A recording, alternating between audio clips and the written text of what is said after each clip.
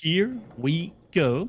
Our first game in our second set of the day. LucifroN in the color yellow here, his favorite color, playing as the Malians.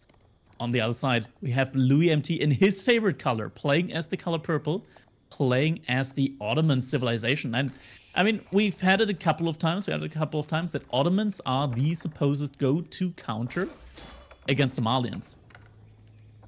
Yeah, it's really, you get that huge rush ability with the military school, and sometimes you'll even see a barracks dropped instead of the military school to get the spears there even quicker, pressuring that gold vein, pressuring that pit mine, and burning down some houses, maybe even burning down the pit mine completely. Yeah, in theory, I really like the idea of going for that early barracks, going for those very early spearmen. Because potentially, like, there are two things that could happen. One thing is that your opponent goes for the Saharan trade network instead of the Manzikori, which immediately costs them, like, resource for the rest of the game. Another thing that could happen is that they invest into a barracks, and, I mean, the Donzos, they are quite expensive. They cost a little bit more wood, which can make a big difference. And we do actually see LucifroN going for the barracks here immediately. This could be a little bit awkward for him if there aren't any early spearmen coming out, and it doesn't look like there's going to be an additional barracks coming out here from Louis. Yeah, I think this is one of the typical reactions that they practice this matchup a lot. He's expecting the barracks. He's expecting that. You saw him only invest into 2 houses instead of the typical 6 in other matchups, and that's because they were afraid of what we were talking about. But Louis, he's just going with the typical Ottoman opening, not going for too much aggression, and that means his age-up timing going to be very, very scary, especially considering if he's going to get some vision, he's going to see that LucifroN might have invested into some Donzo that he didn't need to. Yeah, this is going to be very, very big delay here for LucifroN. And while we still have a little bit of time here until the action really comes in, just want to say thank you so much, Hermes Prime. 20 gifted subs in the chat. Very much appreciated. It was just too many to wait until the next game to come in. Of course, always got to give the shout outs to those who need it. And that exactly what I mentioned. Louis was able to scout out that barracks. He immediately pulls his spearman back, sees that he doesn't need it, but LucifroN also making that same realization. Doesn't look like he's continuing to produce those Donzos. Yeah, but this age-up difference, it's going to be quite insane. Lots of, that's going to be like a 2-minute difference here, probably. Like, there's a lot of resource that LucifroN invested into that Donzo. I wouldn't be surprised if he just rushes up that age-up with like 8 villagers in order to reduce the difference as much as possible. Yeah, Ottomans is going to be able to immediately swap that military school over to something else other than spearmen. At the same time, Manzikori hasn't been producing up that gold. There's only 4 houses around the pit mine, so Mali's really not to that full passive effect at this early like they're used to because they're just delayed. Yeah, delayed for pretty much no reason right now, and this is gonna hurt LucifroN a little bit as soon as he gets into feudal age. Like the cow boom, it's gonna be a little bit slower, and yeah, sure, he has the barracks immediately, but so far there was no value gained at all from that early Donzo that has come out so far. And Manzikori, we talked about it, 8 villagers rushing that one up, so the difference in the age up time isn't gonna be too huge. It's gonna be able to minimize that with that. Also is building up the houses now. So it's going to get that gold in as well. Overall, I think like he's going to be in a good spot. I think he's taken the right steps in order to reduce that deficit that he suffered from initially. And with that, actually, it's going to be... Is he aging up before? Louis, man, the 8 villagers hammering away at that, actually getting the age up in first. Yeah, even still, though, it's a lot of investment. Those those 4 villagers weren't working that whole time. Louis also scouted this out, so he's pushing back forward with those spears. Although there's still the Donzo there, it might force out another one in reaction, or just, you know, let those torches work for a little bit of time. Also, upgrades coming in immediately, double broad X. I really love the idea of the Malians going for a lot of really, really early economy upgrades, just because they get so much gold there. I think it's a little bit better than going for the pro scouts. Some civilizations, they aren't as they don't need the deer as much as others. So the Ottomans here, for example, they do have the landmark, which gives them a lot of food over time. So with that, I think yeah, pro scouts definitely not needed in this matchup. Gets the upgrades instead. both double Broadex and the horticulture upgrade. Love the choice here from LucifroN so far. Yeah, really, I can't ever complain when people are getting those economic investments. You know, the longer the game goes, the more those are going to pay off. And obviously, the game's going to end up extended past a couple minutes from here unless something just crazy detrimental happens. Donzos, I think they've already been upgraded to Harden. There isn't a barracks out yet for Louis, so these spearmen, they're still the normal spearmen. Yeah, we do see Hardened Donzos out here against the normal Dark Age spearmen. They're getting a lot of damage in. Louis is going to have to retreat with those. He is now getting some Sipahi out. He's going to need some archers, though, because these Sipahi are immediately getting countered out now. But it looks like Louis, he's going for the second TC play with the Ottomans. Yeah, it's one that I feel like we didn't see for quite some time because it was like, why would we need the second TC? But if you're able to get an economic investment without getting punished for it, then you might as well. Also, you're still getting military out while you're building the second TC because of your military school you invested into early on. Donzos are here. Spearmen kind of tanking up some of that fire, just allowing that protection for a little bit of this time, making some trades. I wonder if villagers might pull out their shivs and help out a little bit. Could be a potential for that here. Sipahi's also out there. Might be that Louis has to sacrifice that one. Villagers now getting harassed as well. More villagers getting pulled.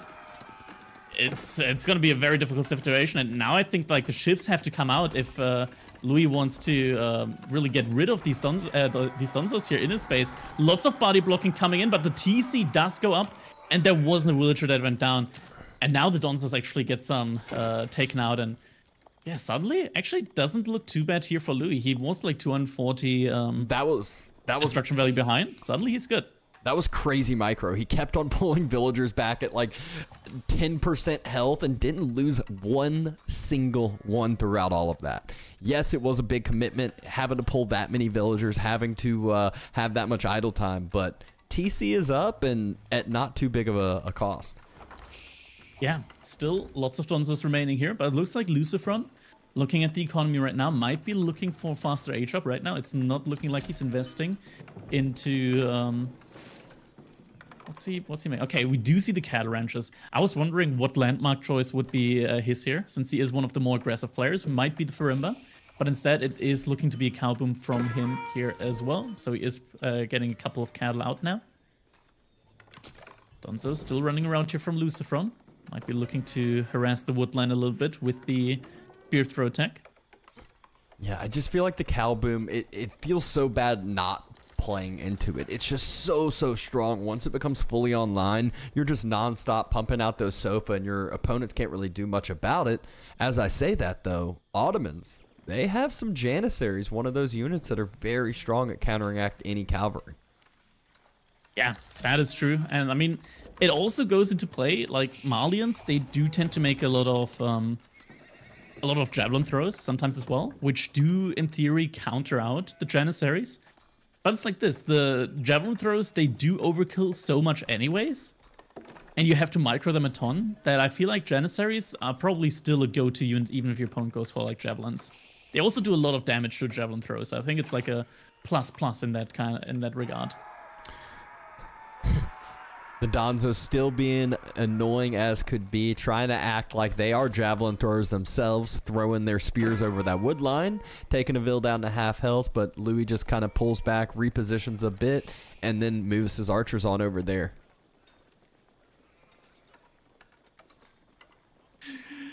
There we go, second military school now being produced. And javelins also now being produced here by LucifroN. Look at that. I like the formation there of the cattle ranches. I mean, he's prepping. We know what he's prepping for, and you can see the income into the bank already. He almost has enough for Castle Age. If he stops just producing, stops getting some upgrades, he'll be able to drop the Grand Filani in just a minute or so. Under a minute. Yeah, and this is actually a great spot. The way he positioned these cattle ranches means that he is going to be able to drop that landmark without exposing any of his villagers. So in case, like sometimes we see that as soon as the Grand Filani gets like dropped, that's when all-in can happen. But with the villagers being right next to TC, he should be fine building that. And overall, it means that it's going to be quite tough to try and harass that. These cattle here. Look at the timing on the other side, though, as well. Grand Filani going down, the MIA being built as well. So a very equivalent Castle Age timing from either of these players, kind of both playing into their Civ's benefits. We're going to have a ton of military coming out from the Ottomans here in just a bit, able to swap those military schools over to some more premium units and have free siege.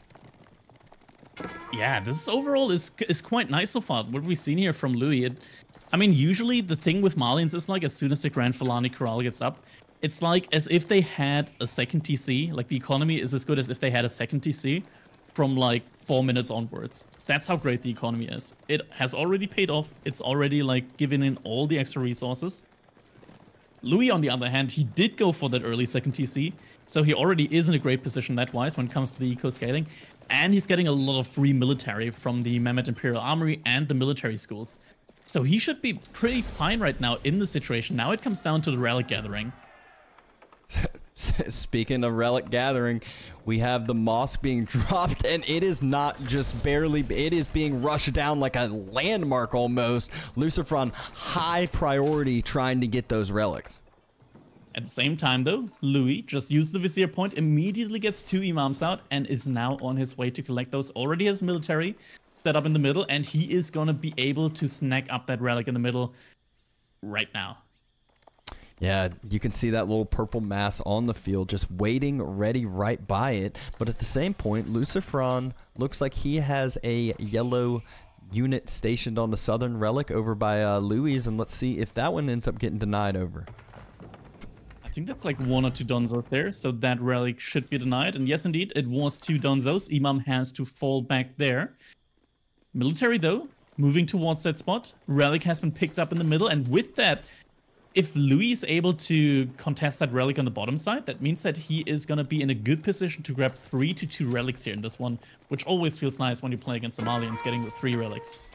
Yeah, and that is exactly what he should be able to do. Reposition, starting to fall back, but this one's near to his base. Reinforcements should be able to get there quite quickly, and this is a fight that Louis, it doesn't look like he can take, actually. Yeah, no, he can't take this, but might just continue to wait for some reinforcements, dodge out, just get that relic as close to home as possible. Oh yeah, he really has to fall back now. These javelin throws just doing too much damage here to his ranged units. He needs to keep them alive. Actually, now the Donzos are getting split off. Maybe he's able to kill a couple of Donzos there now. Doesn't look like it. Imam does get taken out. Is there any Imams here from LucifroN on their way to get that relic? Doesn't look like it quite yet. With that, potentially, yeah, it looks like LucifroN is going to be the one that gets the 3 relics here.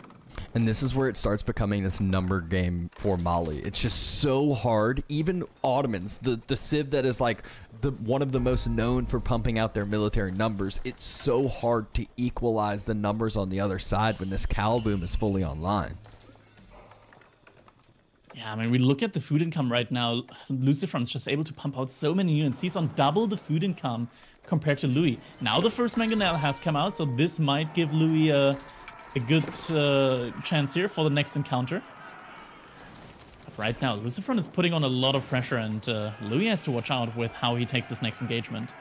Yep, huge amount of villagers on this wood line. Need to reposition, need to run back to another wood line. However, army mass starting to move forward. There's still a few Sipahi that circled around the backside. Mangonel trying to set up, but not able to shoot those rocks yet. Tough position. It's also just an insane amount of Donzos out on the field right now. 33 Donzos. Relics also getting picked up here. So it is going to be the 3 to 2 relic count here between Louis and LucifroN. So not the worst overall.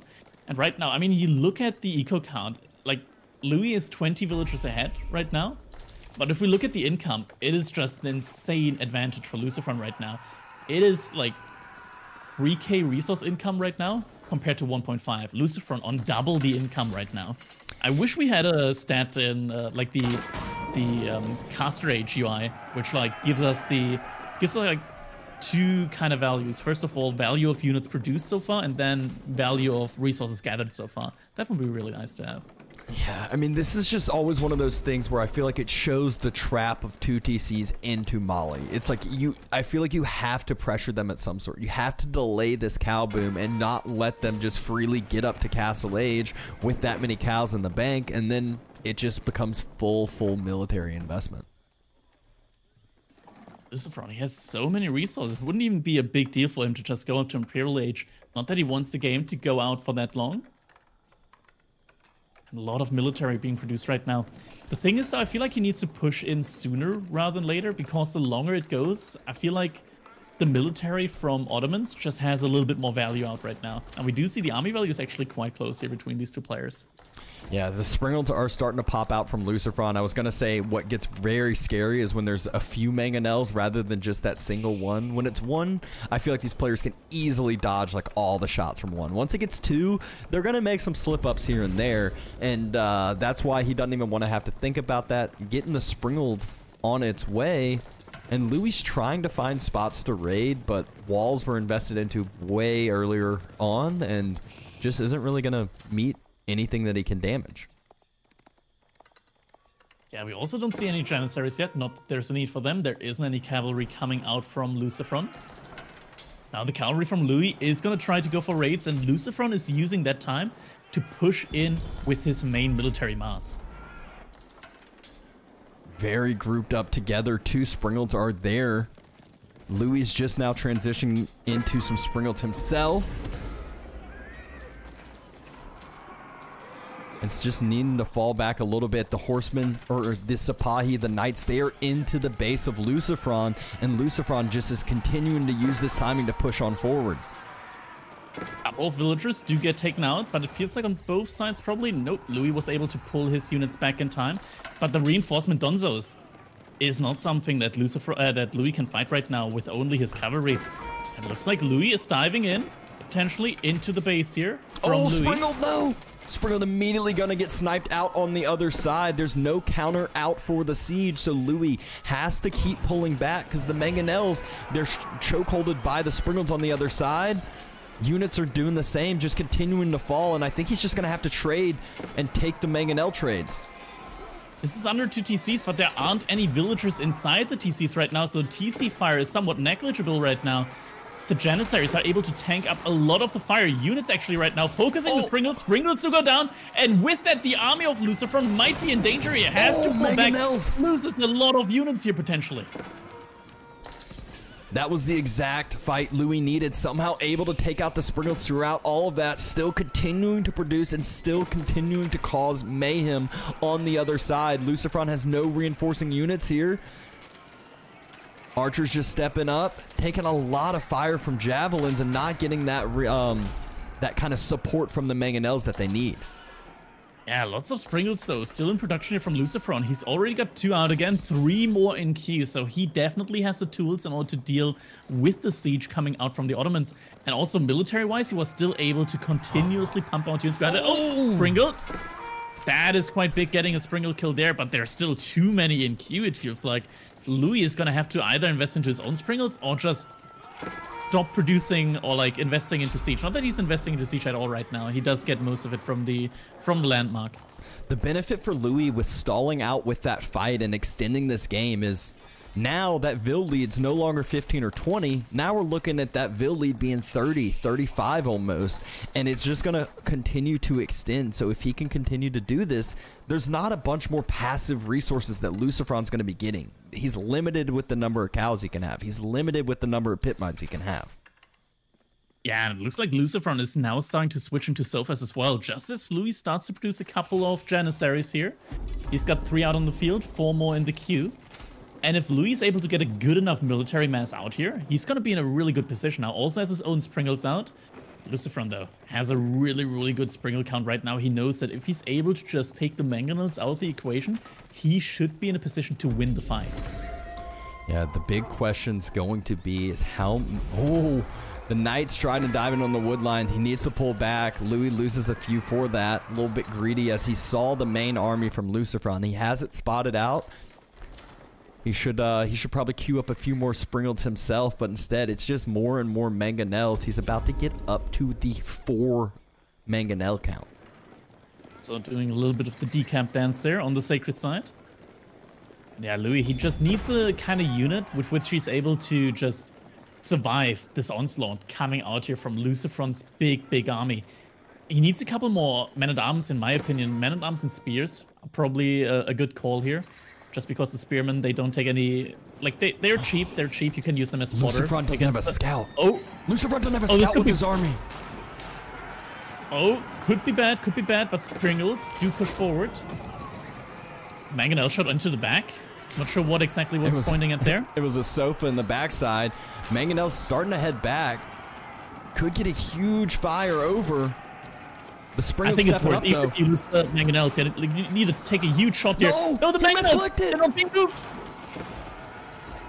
Oh, potentially huge losses coming in. But LucifroN choosing to take the dive now. Sofa got right-clicked onto the Mangonels. It looked like they're taking a ton of fire Janissaries, wiping all the Sofa count, and the Mangonels just being the perfect bait. But LucifroN, it looks like he has... down. The Springles are gone. All the Springles are gone. The Mangonels could move back in. Instead, they're continuing to move away. LucifroN has too much army. If the Mangonels turned and fired, this could be such a different fight now. LucifroN has to pull back. And all throughout all this, on the west side, gold has started to be denied from Louis. He proactively, I think, built some outposts, made it hard for LucifroN once he's running out of those gold veins that he had. Oh, but behind that, the Sofa spam is now coming out. There's not too many Janissaries out right now for Louis. Has to be careful with that.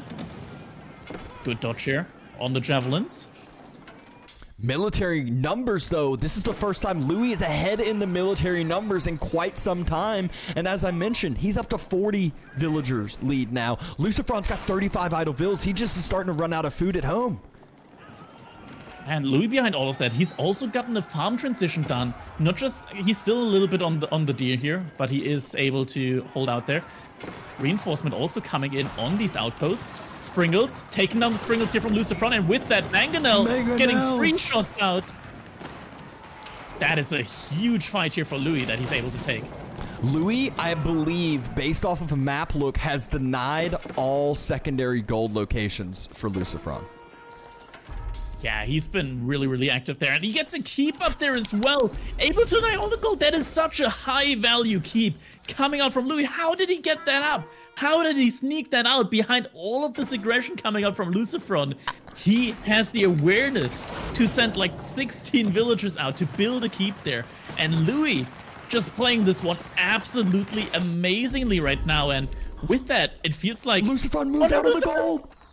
We talked about invisible horsemen, talk about an invisible keep. So many villagers going down there. That knight burning the pit mine slowly. There is an outpost there, not yet upgraded, but Louis can see now that LucifroN is hurting on the gold. And what's he do? He's moving forward, continuing to take these trades. He has the numbers heavily. Jans are in this fight. There's so many Janissaries. That's all Sofa. This is an easy fight. This is going to be a wipe. LoueMT going to be taking game number 1 as I don't see a way back from LucifroN, and it is over. Just like that. Louis takes the first game here of our second set of the day. And this was not something that we expected. I think Louis, a lot of the people right now thought that Louis is the underdog in this one, but he takes the first game in style. Against the Malian Menace of all things. Yeah, you could see the villager count as, like, again, when we were talking about earlier on was really when LucifroN had the bigger advantage. The longer it went, the less passive resources he could get out, and then he ran out of gold at home, ran out of food, and couldn't have the map control to expand. Man, just Louis biding his time, not going on the aggressive, going for that second TC, and just waiting, lying in wait for the time that his second TC outscales the cow play, the cow boom. And it worked out. It really worked out. Able to take these fights, able to win the siege war in situations where honestly he shouldn't have. And wow, that was really impressive. Yeah, I mean, if that is going to tell us how the rest of the series is going to go, I don't know. We might have another favorite series on our hand after that exciting first series. We're already starting out the second with a huge game number 1. Here we go. Game number 2 is gonna be on Canal, and it's actually a home map from Louis that LucifroN chooses here, and it's gonna be Ottomans this time from LucifroN against the Delhi Sultanate from Louis, and Delhi on Canal, quite a good civ to pick there. Yeah, this is one that when this matchup I think about on land, it's like, okay, this is kind of a headbutt of two militaries. There's going to be a ton of aggression. On the sea, you mentioned Ottomans. It's scary to battle them in Dark Age for extended periods of time, but Delhi have fishing ships that can shoot, and this is kind of a battle that is centered around that middle river. Yeah, exactly. So Delhi, they don't even really have to invest that much into military in the Dark Age. They can just happily make their ships. The only really thing that can become dangerous for them is when there's going to be stuff like outposts coming up. The Delhi fishing ships, they don't have too much range. I think they only have like 4 tiles of range, which isn't a lot. And an anonymous gifter coming in here, gifting 50 subs to the community. Thank you so much. And once again, we gotta give the little nudge here to our Call to Arms community support goal. Now with the 50 gifted subs, 100 points higher in 1346, 2,500 is where we want to go, and you can support just like our anonymous gifter here. Yeah, we've just been saying we need that point number to just keep skyrocketing on up. This is only the second series of the day, but we want to keep hitting those numbers. And I mean, what was it? If it was 2501, it was Vegas LAN, I think is what I heard. And then either Vegas LAN, or we're getting a full list of the patch notes from Pesty ahead of time. Yeah, that was the 2500. If we meet the goal, Pesty, he's gonna reveal everything on stream, straight up face camera, everything on. Yeah. That's the promise that we made, and I mean, who would we be to disappoint the fans if we reach the goal, right? Right, Pesty, right? Totally. Exactly. But in reality, it is huge. We do appreciate all the support, everything coming on in. It does end up going a long way.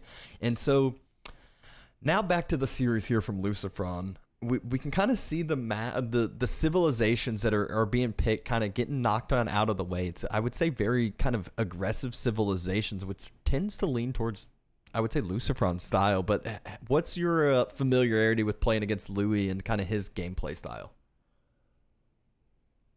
Louis' gameplay style reminds me of Marine Lord. It is very, very clean strategic gameplay, like very clean execution, meta gameplay.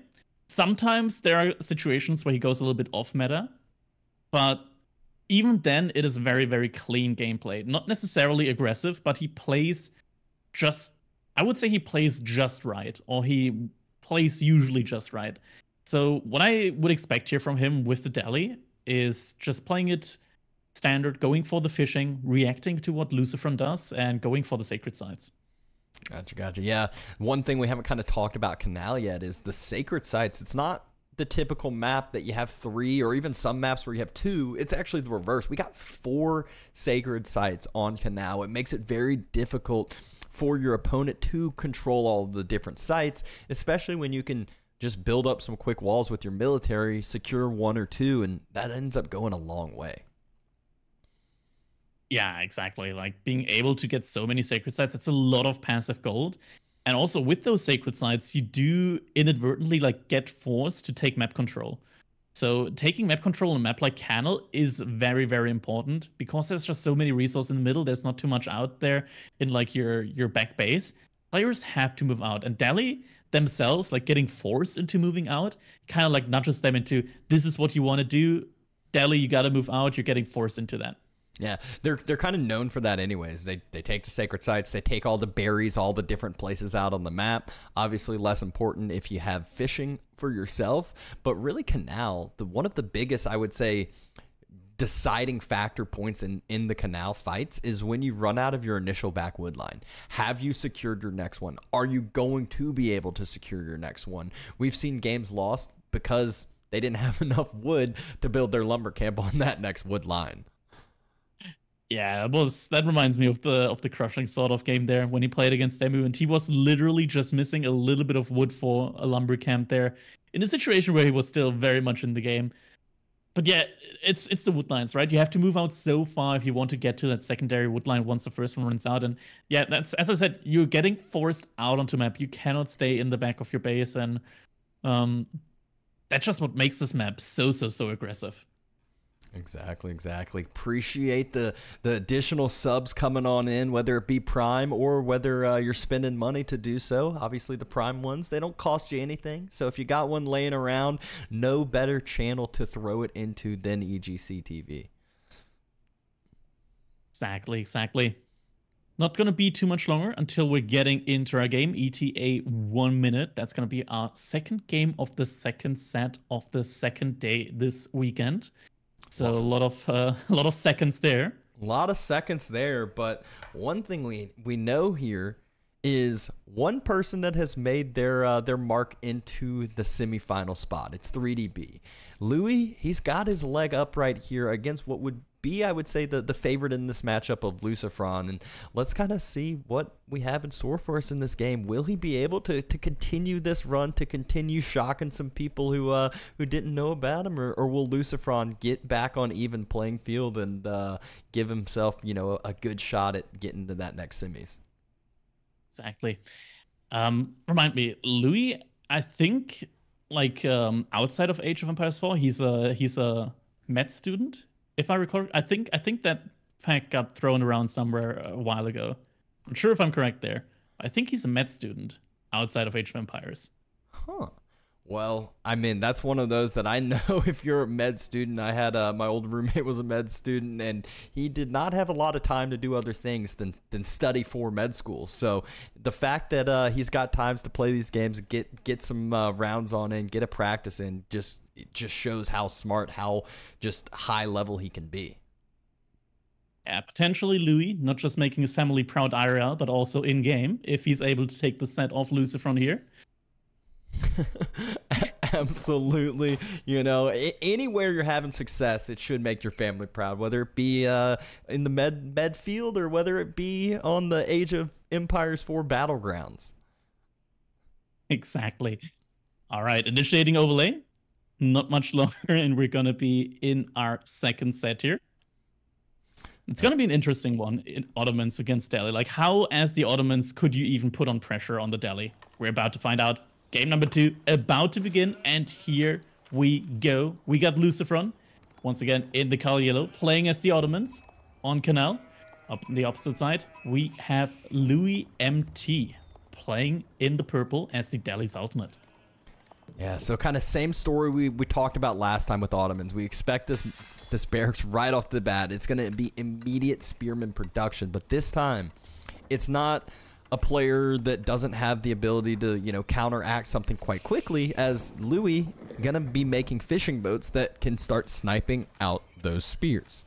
Problem that I've seen, though, is unless something's changed, I believe those fishing boats, they're kind of like galleys, and you can dodge the shots with proper micro. And you can, but I think it's too much to ask to both dodge the shots and burn down a dock at the same time. Especially since in theory you can just spread out the timing of the fishing ships when they shoot. So then it makes it really hard, and I'm not sure if LucifroN wants to invest that kind of micro into the spears. Not saying that he can't, I'm just saying that it's going to be quite difficult, even for him. Yeah, quite a bit of APM usage there if he decides to do so, but anytime those fishing boats are firing off, that means they are not gathering to their fullest effect. And that villager starting to sneak on forward. Most likely has an outpost planned as well. Yeah, I talked about it earlier. Outpost is probably the only real way for you to really deny the food income from the Delhi. The shiv gets pulled out, the villager just turns on away, and right when the spearman arrives, that villager for Louis, he can't really stay there anymore, as that dock's going to start being burnt unless that villager can get a lot of protection from those fishing boats. Yeah, it looks like the spear is a little bit mightier than the shiv in this situation. And that outpost is going to go up, and that makes the food gathering here quite difficult. The spearman as well. LucifroN is just going to be able to put the spearman inside of the outpost, so no downtime there. Doesn't need to put villagers inside the outpost. And now it starts to get quite a bit difficult here for Louis. Like, how is he going to play this? Now, sure, he could start sending those fishing ships outwards, gather up from further away shoreline fish. And the fishing ship from Delhi actually have a lot of HP, so they shouldn't get one shot in case like the outpost fires, even with like 5 spearmen inside. And so it's not going to be necessarily the worst for him, but he's going to have to start thinking about age up and just how he's going to play from there. And you can already see some of that Delhi fishing boat fire, some of that micro already early on, but the outpost has finished now, starting to take down some of those fishing boats and not make it comfortable for Louis. And here we go. Outpost is out. Needs to start gathering from the further away shoreline fish there if he wants to get any food without losing his fishing ships. And yeah, it's very likely going to have to be an additional dock coming in another position here for Louis if he wants to continue fishing. Yeah, at the same time, LucifroN is not on water at all yet, so Louis does in theory have an eco advantage for now. Yeah, it just makes it so difficult to build that other dock when now your opponent has spears out. There is a villager that barely able to get up this wall in the middle. Just kind of quick builds it with a few more hammers. And actually, are we going to see this villager get taken down? One more shot? Oh, and the villager goes down. A snipe. All right. I thought that one would miss for sure, but no, the snipe actually goes through. Villager goes down. And now the scout can come in theory, and just start torching away at one of these palisade walls. Yeah, and the palisade walls not being fully finished, they do take that extra damage, that much easier to clean on up. Speaking of cleaning on up, the dock is on fire, about to be finished, but that's where the other villager has snuck on out. There's already a scout there ready and waiting, though. Spear's going to quickly react to that, and I don't think Louis is going to be able to get that. Oh, I lied. There's fishing boats, I forgot. Yeah, the fishing boats should be able to protect that villager. And with that, dock should be able to go up. Fishing ships coming in, deterring the spearmen. And with that, water is going to continue uninterrupted, and Louis is about to be able to click up to the next age, and this could be really devastating. Another villager gets pulled here from LucifroN, wants to get another outpost up. But still, Dome of the Faith now coming in with the age up, and LucifroN is far away from age up. He is still in the darkest pits of age up. He hasn't even started to gather up gold yet. Yeah, it looks like he is just now moving over to the gold vein. Might have just had a first fishing boat or two pop on out, and he's actually trying to have an aggressive dock on the side of Louis. Fishing boat! Oh my gosh! Oh, the bonus HP of the Delhi fishing ship saves that one. All right. And there it is. LucifroN is actually pumping fishing boats out of that dock, so starting to catch up on that economy count because he'll have a second dock here in just a second. Yeah, but there's not going to be any aggressive ships coming out from LucifroN for the time being, as long as he's still in Dark Age. Louis about to be able to, like, the age up is coming in within, like, the next 10 seconds, and that's going to hit LucifroN hard as soon as that age up comes in. He's going to have to do something here. Yeah, and one of the things we don't talk about much, because Delhi not seen on water a ton, but they're able to click up all their upgrades behind this, and they don't have to pay for those. They don't have to use any resources. All their resources are going towards more economy, more military, or more fishing. So it's very, very nice in that regards. It does help quite a bit, especially if you think about it, that, I mean, on water maps specifically, you don't want to invest these other resources into the upgrades, and getting them for free, it makes such a huge difference. Blacksmith also coming out early, and I mean, the Dome of the Faith also providing these cheap scholars means that Sanctity, it's not going to take too long for that to be researched. Yeah, another outpost, though, about to finish. LucifroN clicking up as we speak. He's going with the trade network, just how his brother did as well. Dropping it back safely in the corner. Extended lines being invested into, and we're most likely going to be able to see one of these outposts get upgraded and take down some fishing boats a little bit easier. Yeah, that upgrade is a little bit of a head scratcher coming in from Doc. In theory, he could have gone for a galley and would have been in a position to actually deny that outpost from going up. Galleys have much more range than these Delhi fishing ships, so that would have been an option for him. Now we see him going into Ghazi Raiders, which It's also a little bit of a head scratcher because LucifroN, he already has so many spearmen out. Gonna have to be a mix of both Gazi Raider and the archers for if he wants to go for the sacred sites. Yeah, Louis is starting to torch down the dock with his scout, but LucifroN has docks on either side of the river. He has the aggressive one and he has the safe one. He's got the outposts up that really kind of draw that line, have that defensive standpoint for yourself, and arrow slits is already being upgraded with it. Is it arrow slits from an outpost or arrow slits from a door? Yeah, it's from outpost. Outpost, I believe. Yeah, it should be. And with that, looks like Louis is already sending the fishing ships elsewhere. So they're out of range there for now. But yeah, this is going to be quite annoying. This is idle time now on the fishing ships. Double Blacksmith actually has come out for Louis. Now a lot of production buildings here as well. He's going full on land military now, and he's looking like he's in a good position to go for that. Sanctity about to come in, sending the scholars out. And if he has enough military to secure these sacred sites, he is going to be in a very good position here in this game. Yeah, even one or two of the sacred sites can really start to help this snowball, can equalize some of the water land that the water eco that he is no longer really gathering from at this point. I think he might just barely be gathering from the corner, but it looks like those fishing boats haven't moved in a while. And spots out the gold on the other side, so we'll most likely use the mobility of those Gazi Raiders to not allow LucifroN to move forward with all of his army and deny all these different sites. Eco split from LucifroN right now tells us that he is looking for an age up into Castle Age, which could be a little bit greedy, but he could pull it off. It's the same thing that Vortex has gone for. He's not investing into archers or anything like that at all, only spearmen. But his economy definitely makes it work, and it's going to be a fast Castle Age behind it. And it looks like Louis is actually investing into Ram now in order to take down these outposts. Yeah, wants to be able to resecure his fishing and at the same time probably deny some of LucifroN's that is forward, but we have that God view. We can see that LucifroN's clicking up to castle, and there's going to be a lot more problems for Louis to deal with once that happens. Gazi Raider gets taken down by a Spearman Scout as well. That's a little bit unfortunate there now for Louis.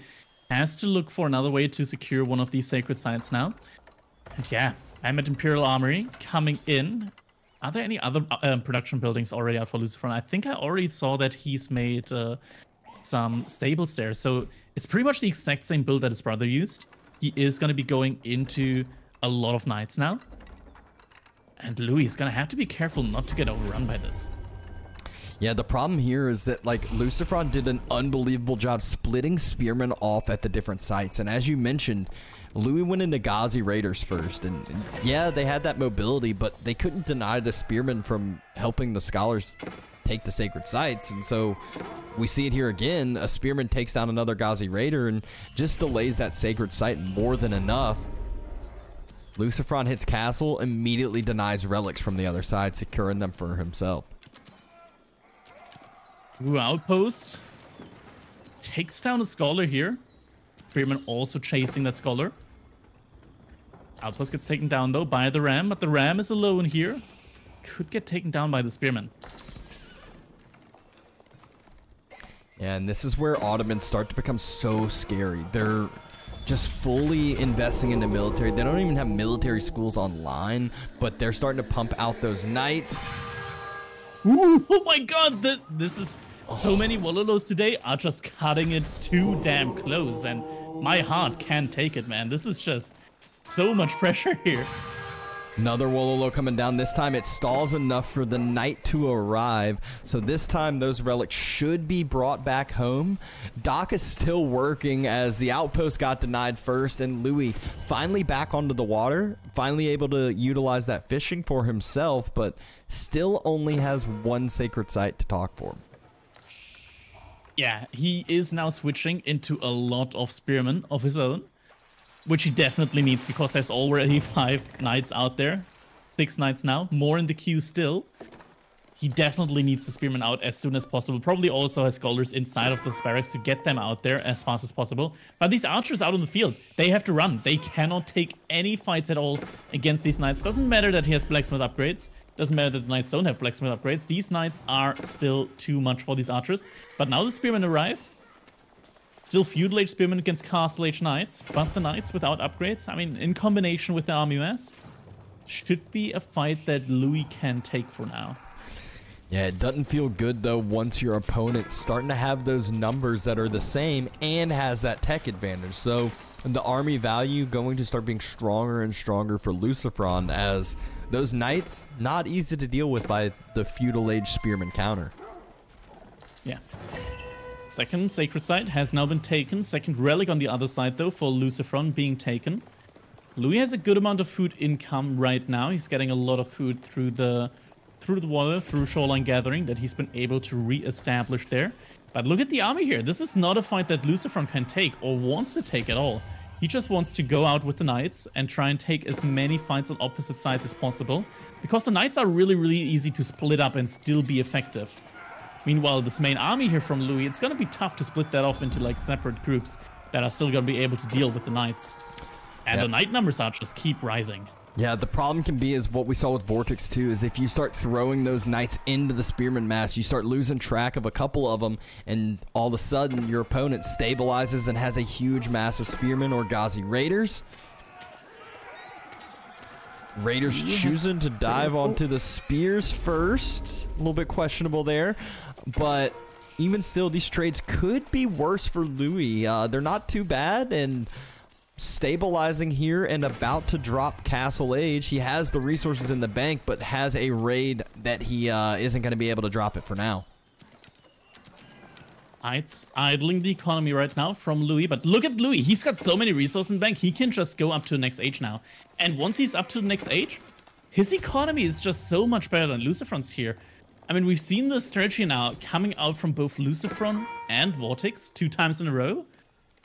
It looks scary in the beginning, but if the opponent is able to hold, if the opponent has the micro and the awareness to deal with the Knights, it starts to look better and better for Louis. Yeah, Compound is on its way. Louis walling in a Knight up at that top Sacred Site. Defending a raid at the Berries, walling in the Southern Sacred Site. So Louis somehow throughout all of this has the map control against the mobility, against the stronger units. And he's aging up with still 1,000 food in the bank. He can go for his own Knights now, and gotta say, he's looking like he's in a really good position. Once again, Knight doesn't pay attention, gets cleaned up, and lots of units have gone down. So for destruction value, Louis leading by a mile. Yeah, you can see all the...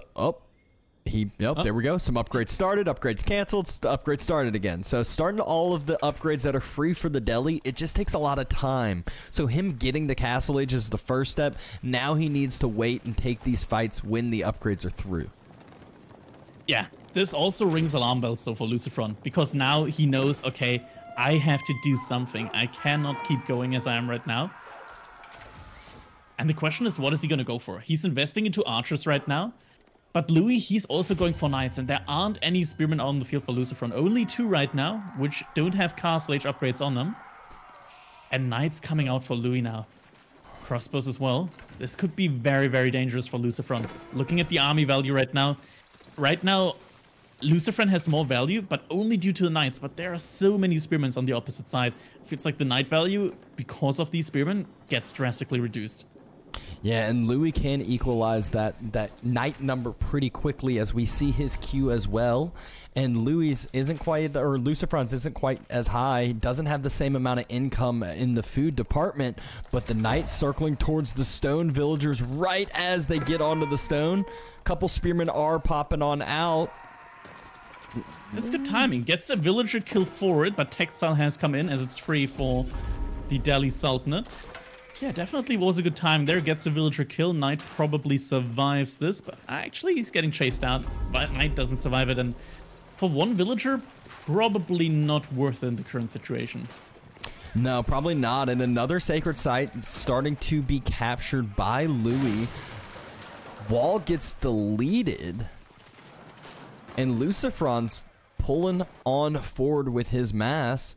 We're actually about to see triple Sacred Site control for Louis, so this is a really, really good feeling for the deli. He just needs to stabilize, needs to hold against this push. Yeah, the water push can be quite annoying, and I think Louis should definitely react to that one way or another. LucifroN is now also at the point in time where he has to move out onto the map, where he cannot stay anymore in his base. Resources have been exhausted there. Needs to move out. Fishing economy, though, for Louis looks to be in jeopardy. Yeah, he isn't reacting to this yet, and I mean, this is the equivalent of seeing villagers have knights around them. He needs to react, needs to pull these back. Looks like he has at this point now, starting to fall back a little further, respecting this push from LucifroN. LucifroN also just redeemed the Vizier point for the Janissaries, so now suddenly 10 Janissaries have spawned and are making their way towards the middle of the map. Just as Louis is also transitioning into some knights, so this could hit him hard if it comes to the engagement, but he does have a big mass here of units. Question is it going to be enough? The blacksmith upgrades haven't come in yet, not the Castle Age blacksmiths upgrades. He does have every single upgrade, though, from the Feudal Age. Yeah, but double mangonels are in play, or triple mangonels are in play for LucifroN. So just like last game, it's easy to dodge one. Once you start getting multiple, it gets so much more difficult. Knight just hanging around there between the wood lines from Louis. Oh, military ships moving out now towards the economy, actually, from Louis. Louis can just take those down, though. Yeah, that's actually some dead ships there now. Potentially. Looks to be just barely staying alive, but LucifroN gets so much vision and knowledge from this. Villagers has to pull back off of the gold vein, and this is so devastating. He at least has the sacred sites bringing him in that gold. Mangonel's starting to fire, burn down an outpost, but Louis is starting to feel that pressure. First keep went up on that northern wood line. He might have needed it at his home base. Has this huge force from LucifroN running forward. Springald is coming into play. Mangonel's firing. Decent first dodge. This hurts hard, though. This hits hard, and there's the Janissary has to retreat, and with that, Louis actually wins the fight here, even though the middle in the front is not enough for LucifroN to keep pushing this in. Yeah, the reinforcing mass wasn't quite there, and a really good fight again by Louis, where it didn't seem like it was going his way at first, but he stuck it out, was able to hold, was able to continue to take the good trades micro throughout, and extends this game out even further. Oh my gosh. If he raids that wood line and berry line, LucifroN is just, that's his whole eco. There aren't any more Janissaries out at all for LucifroN. So if Louis goes back into Knights, or if he goes into Men-at-Arms, he could be in a really good position. Also, he should now finally start scaling a little bit better with the economy, since the upgrade for his keeps came in to produce villagers there.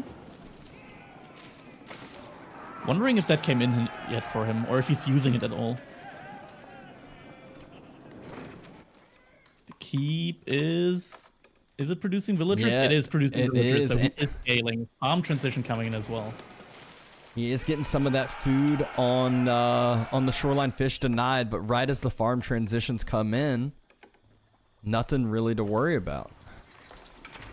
The food income right now is really weak for Louis. That's probably the biggest weak point for him right now. Keep now getting dropped there on the berries. This is definitely going to help him out a lot. It's going to stabilize the front of his base, and it means that he has access to roughly 1,000 food there in the front that he can gather up really, really quickly. He definitely needs it, because the army from LucifroN is just getting bigger and bigger right now, and Louis, he's not really producing military units right now. Yeah, I mean, we've seen the numbers, this divide happen on the military account right after that fight. Louis had to reposition, had to reboom back up a little bit as far as his like food eco went, and he didn't have the food to continue to produce. He's at 300 food per minute right now. That's barely enough to produce some TCs. Exactly, and this, it needs to scale better. I mean, the farms are in now, so it should rise soon. There we go. It goes up a little bit, and now with the berries, should be in a much better position. Just needs to buy a little bit of time here until he's able to get those units out. Lots of Sipahi being massed though as well. Oh, going for the deer as well. As long as that's not getting detected, he should be in a good spot. LucifroN also adding in additional town center, so he's going to be scaling as well. But every single keep here from Louis also counts as a TC. So in that regard, he's also scaling. Yeah, it's just I feel like at first when Delhi had this huge compound switch, it was such a key like everyone's going to go for this keep boom, and I found people over-invested into it, and I love what Louie's doing. He's not booming too many keeps. He's not like non-stop producing out of all of them. He's just making ones that protect key resources like you naturally would, and then you utilize its extra effect. All right. Also has a good amount of siege here right now, good amount of mangonels. LucifroN also having mangonels, but no springles out yet. Only just started switching his Mammoth Imperial Armory over to springles. Look at the amount of gold that LucifroN has right now in the bank. 3,400. He's getting a lot of passive gold with his landmark as well. But I think right now he's just over-gathering a little bit of food somewhere. Yeah, this is one of those that you look up and you're like, oh my gosh, and you just pull like all of your villagers or like 50% of your villagers off gold, send them to another resource because that's too much gold to do anything with. You might as well almost buy yourself Imperial. Pi working on getting through that sacred side wall, and they actually found the deer here. Deer villagers. Oh, this like is Louis such a is reacting, but he's not sending anything into the outpost. Fortitude also has come in on the Spy, so a lot of attacks be coming in. Stonewall's also coming up. It's able to save a lot of these villagers. Only 4 gone down there. Yeah, still, he needs this food so bad. He needs to equalize the military numbers on LucifroN's side, because if LucifroN just chooses to push in right now, it can just be over for him, except for the fact he doesn't have anything to take out the keeps too well. Yeah, only the mangonels to siege and a lot of Sipahi. Sipahi are a great unit for him right now, but Louis already has a couple of men-at-arms out on the field. If Louis just keeps making men-at-arms, there's not a lot that LucifroN has out there right now as well that can deal with that. Yeah. LucifroN seems like he's feeling pretty content with the way that this game has been progressing. He's getting pretty close to max population, and that might just be his timing when he does decide to push. He's still gathering that gold, still at 1,500 gold. He spots out those farms on the north side where the keep boom was going on, and so we do have a little bit of eco damage coming in on Louis' end. Speaking of eco boom, LucifroN has expanded into that farm transition as well.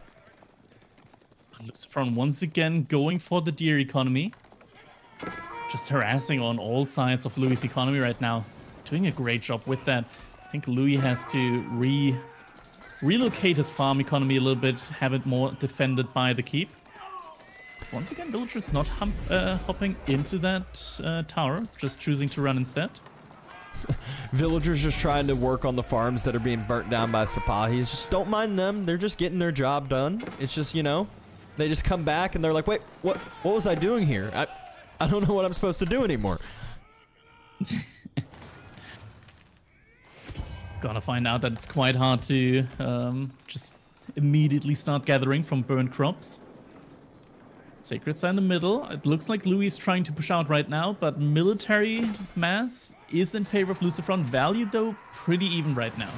Yeah, LucifroN does have his split over in some different places, and so if this just grouped together for Louis pushes forward, his siege superiority, he has the springled number, and if the springled number reigns supreme, then he can end up taking out all the mangonels on the other side. The boiling oil, unfortunately, didn't do too much there, as it's not quite the same upgrade as it used to be, but still, when it's free, you might as well get it. Istanbul Observatory coming in, so LucifroN being the first one here to click up to the Imperial Age. Now, Louis, he does have a ton of scholars out there, so if he were to click up to the Imperial Age himself, it's not going to be the worst for him, even as a Dali. With almost 20 scholars, the research rate is pretty much the same as it is for other civilizations. Yeah, problem for him now is he just needs to resecure this map control. He's seen where LucifroN's expansion has gone to. Not sure if he's scouted out that Imperial Age is going to be coming, but he'll definitely have that shock here as we speak. As Imperial Age finishes for LucifroN. And Louis pulls back. Huh. Incendiaros being researched first by LucifroN. I would have expected him to immediately grab rolling shotting triggers just in order to like win siege battles for sure. Choose this upgrade instead. Still a great upgrade to have. means that his archers are going to be doing a lot of damage, means that they're going to be able to beat Castle Age, Men-at-Arms, and Knights very, very easily. Elite archer upgrade also coming in. Outpost that Louis has tried to build up here are going to get found out. Can be taken down here by a spy by the Knight. And LucifroN, he's just been getting a lot of damage in, a lot of value with these little Sipahi raids here every now and then. Gets a lot of kills. Yeah, it's just been really hurting Louis' food situation, and that's where he's been lacking. It looks like he was planning on a potential Imperial Age himself as the deli, but he needs a little bit more food, which is being hurt on right now. I think maybe he can just go up with the Hisar Academy. Like on a map like this, I think Hisar Academy could be the play, because you immediately get like 600 food per minute from it. Yeah, and the Ottomans is one of those civilizations. It's not like they have a ton of food bonuses that you're going against. So if you all of a sudden have that extra food economy, it does really go a long way. And it's not the Hisar Academy. We are going to see some Elefantes. It is the Palace of the Sultan. Elephants would definitely be nicer right now, especially with how many archers out there. Elephants have like maximum pierce armor. They can tank a lot of these archer shots, even with the incendiary upgrade coming in. Mangonel's starting to move forward. Siege on either side starting to move forward. But those Springles, look at how quick they're going to end up getting damaged down. Incendiary arrows. Sipahi stepping on forward. Masses are about to start clashing. But Louis wants to do this under his keep. Needs to play this as the defender, as he just went up to Imp. Doesn't have upgrades. It's going to take a while for these upgrades to come in. Does have 22 scholars inside of buildings. So shouldn't take too long, but still a time that he has to wait. Has to be careful there. Mangonel! Mangonel! Huge shot there. We saw some Springle trades, and Louis actually ends up taking down all of the Springles that were forward on the side of LucifroN. Has another one rolling on up, and a great Bombard is about to come onto the field, which is just a crazy unit to see in action. About to come onto the field. It's going to be 5 minutes. It's going to take 5 minutes for that to come out through the Mehmet Imperial Armory. Gonna take a while. Lots of production buildings in the meantime have been put up here by LucifroN. That's a lot of production buildings. He's just non-stop spamming units out right now. A lot of Sipahi. He is completely maxed out on pop right now. Louis isn't too far off of getting max pop, but he's just lacking these upgrades. It just takes so long. Elite upgrades though, halfway complete. Oh, Sipahi raids at the same time though, coming in again. Hurting the economy from Louis. Yeah, he really could use like walling up the middle, walling up this northern side of the map and securing that so he can put more focus into this southern battle. Sipahi starting to move on forward. Siege easily able to be protected here just due to this kind of choke pointy location. So LucifroN is struggling to push forward without proper siege. Idling so many villagers here right now. Just the food economy from Louis, it's never been able to really establish itself. And he feels it hard right now. It's just so much idle time being caused. Sipahi are gonna go down, but they did kill a lot of villagers. 40 villagers so far have been killed in this game. LucifroN with the villager lead here as the Ottomans, which is kind of crazy considering that the Ottomans also get a lot of free units and more Sipahi moving out just as villagers getting pulled there. This could be a huge catch by LucifroN if he notices. He notices at the very last second. Louis actually should pull these back because there's another grouping of villagers in front of that. They're building a keep. The keep's just now getting put up, and this keep can be denied. This keep will be denied. This could just be game over. Yeah, it's gonna be a lot of villagers going down. Has to cancel the keep. Villagers running away now. Loses a bunch of villagers on the way back. At the same time, fight happening though. Mangonel! Mangonel! Ooh, misses. Not quite able to get the connection shots that he needs. Spearmen are there to protect these villagers. Could have been a lot worse of a situation. Wants to move out, protect the next wood line, but just struggling to do so. Struggling to get where he can actually be safe. Without walls, Sipahi will continue to reign supreme. There's a lot of Janissaries out on the field right now for LucifroN, but there isn't that much cavalry out on the field for Louis. Actually, Louis already has 3 of the hand cannoneer elephants out. That's a lot to have out already, but I'm not sure where exactly they are because they're not where they're needed right now. Fight happening in the middle. Mangonels firing onto the ranged military here from LucifroN. Not getting the best shots in. First armored elephant coming out though. And Louis, he's winning this fight very, very well. He's winning it with a tremendous lead right now. He's just been playing the defensive battle, just fighting under his keeps, fighting with siege support, make LucifroN siege push forward, and then he can take it down when it is out of position. Mangonel's still firing, gets a decent dodge on his side, and Louis might be able to start pushing back here in just a second. Yeah, the army just looking way better right now for Louis. A lot of the units from LucifroN have gone down, and I feel like no matter what LucifroN produces right now, he needs to change his army composition. Because the units that he produces right now are just getting counted out. Yeah, and the scarier part is the more of those hand cannoneer elephants that get out, the harder it is to deal with those if you're not going, if you don't have the proper units that you were talking about. And archers and Sipahi are not the proper units. A lot of research also coming in at the same time. Springles moving forward. Getting a snipe on one of the Mangonels. Getting sniped out though in return now. But they have taken down 2 of the Mangonels. Elephant also taking a lot of damage from the Janissaries.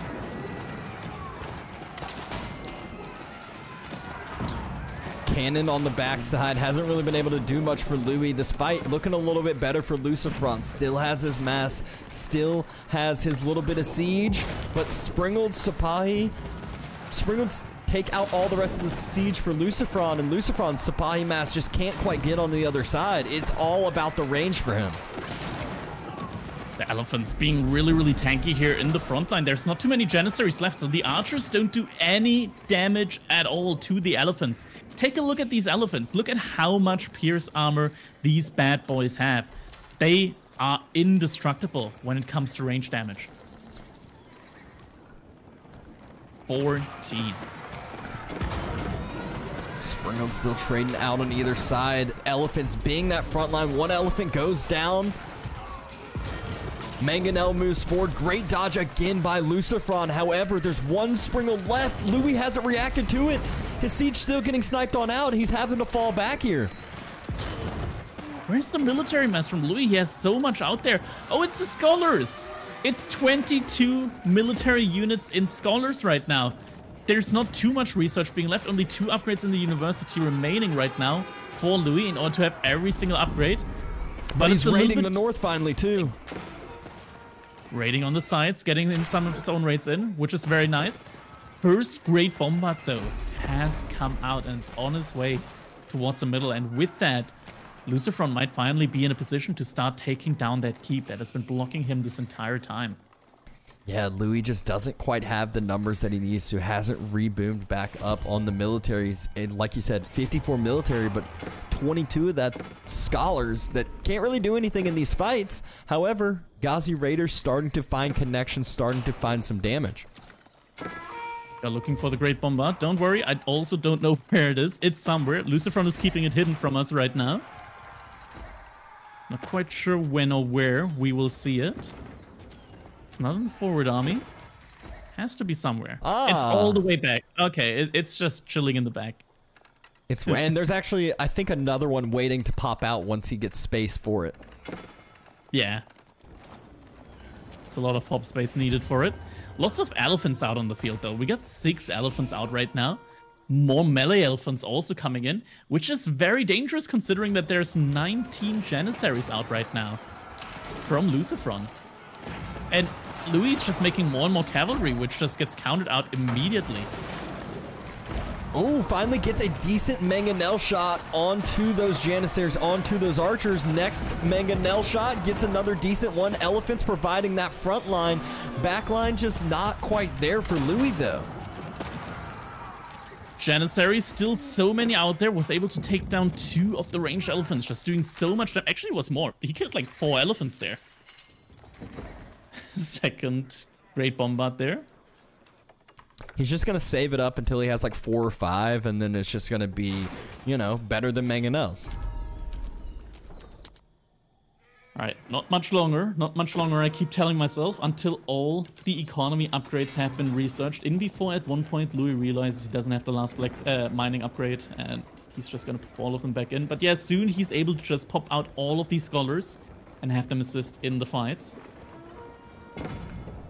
Not quite as good as they used to be. Still effective in some of these fights when you have those super tanky units such as elephants that aren't getting overkilled. Villagers being pulled to take down these rams as Louis doing that typical late game ram spam, just throwing some rams into the mix, causes a lot of annoyance, a lot of villager idle time to deal with those. All's also being put up now by LucifroN on the bottom side. Might put him in a position to start trading here at some point, which he definitely will need to do. All of the units that he's producing are quite expensive gold-wise. He's spamming so much into these Janissaries. Every single one is 100 gold each. As much as Knight. Yeah, and stone walls will be a great first effect in protecting up that trade line. He can easily start trading to that southern market because Louis has walled off the north. But oh my, elephant mass! I mean, I'm a big elephant fan myself. This is fun to watch. It's not one that we get to see Delhi get to this point a lot. And the so when they do, and there's a scholar mass too. This is a big fight here. Elephants, scholars, everyone in play. This could just be do or die at this point. Mangonel's in the backside. LucifroN, he's got to pull back from this, I think. Yeah, and even if the keep goes up, the elephants can act as rams. They're able to just take down the keep. Now LucifroN thinks, okay, now I'm the one with the keep. Now surely you don't want to fight under there. But with all of these scholars healing, and with the rams, the elephants acting as rams, this isn't necessarily too bad of a fight here to take. Yeah, a bomber's already there too, taking down the keep from the backside, so has some siege support, and not just the cannon for the siege support, it's the mangonels that I think are the biggest difference maker in these fights. So much extra damage, villagers pulled to try to reheal that keep. There's so much military here from Louis, and this might just be that death ball push like we all used to see Delhi do in the old days. It might just be elephants going further into the front line. Still, there's so many Janissaries remaining. It is very dangerous to keep pushing and deeper into this as long as the Mangonels aren't there to catch up. And elephants going down quickly. Oh, the big elephant, the big cannons! The great bombards, the perfect elephant counter, but is it too late? Look at LucifroN's military count now. He's down to 40. Springel's already focusing the great bombards. Spear's running that way as well. But I don't see many elephants here either. There's still enough, and most importantly, the melee elephants are there. The melee elephants, the war elephants, they are cavalry shredders themselves. They take down these Sapai with ease, especially during Fortitude. They like pretty much one-shot them. Mangonel's just sitting there not doing too much, watching from the outside, but this fight has been crazy. Military stayed so high for so long. Now we're at under 50 for both of these players. LucifroN sitting at 34, trying to regroup, trying to remass. Not a ton of villagers pulled for this keep, but it isn't being denied because Louis has the military. He's got 21 siege as well with the regular military number too. Indeed, Louis has the military now. He's going to be able to finally recap a second sacred site. Going to give him a lot of additional gold income as well. Second and a third. He's taken the one in the middle north on LucifroN's side as he has taken the majority of that map control. This has looked like a really, really good fight. And LucifroN, he's not actively trading yet. He's running out of gold. He cannot keep producing all of these Janissaries. And with that, without the Janissaries, he has no response at all to the elephants.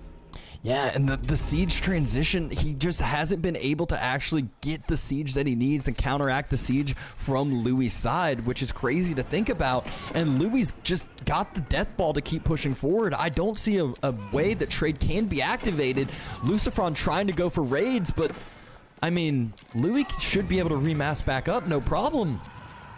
Yeah, he has enough keeps to literally just remake every single villager that goes down. Villagers are also going to be able to just hide inside of the keep. So raids, while it is idling right now, it's not going to be forever. And now the wood line gets idled from LucifroN.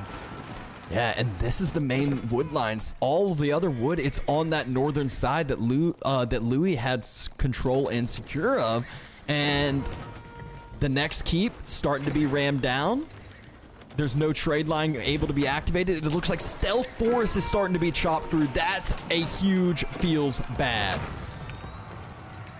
Forest been warning us for ages. Delhi are OP, and so it would seem. There's just nothing right now that LucifroN can do in order to win these fights. Wrap around though. Siege out of position. Has to be careful. He actually falls back. Another keep, and I believe another keep went up on that middle sacred site, which not only secures the sacred site, but secures more of those wood lines in the north. Springel's there as well in order to deal with the Great Bombard, and I mean, sure, the Great Bombard deals a lot of damage, but it's not enough against these elephants. They have so much HP. It does not matter. Let's take a couple of good shots, but now the Springles come in. Look at how much. And well, late reaction, still pulls it back, still able to keep that alive. LucifroN running more and more out of resources. Sipahi, wraparound coming in though. The melee elephants, war elephants, should be able to deal well with them. There's just so many Sipahi. The siege will end up getting taken down. The range elephants pushing forward into the mix. But overall, Mangonel's still staying alive for now. One left. Elephants getting taken down.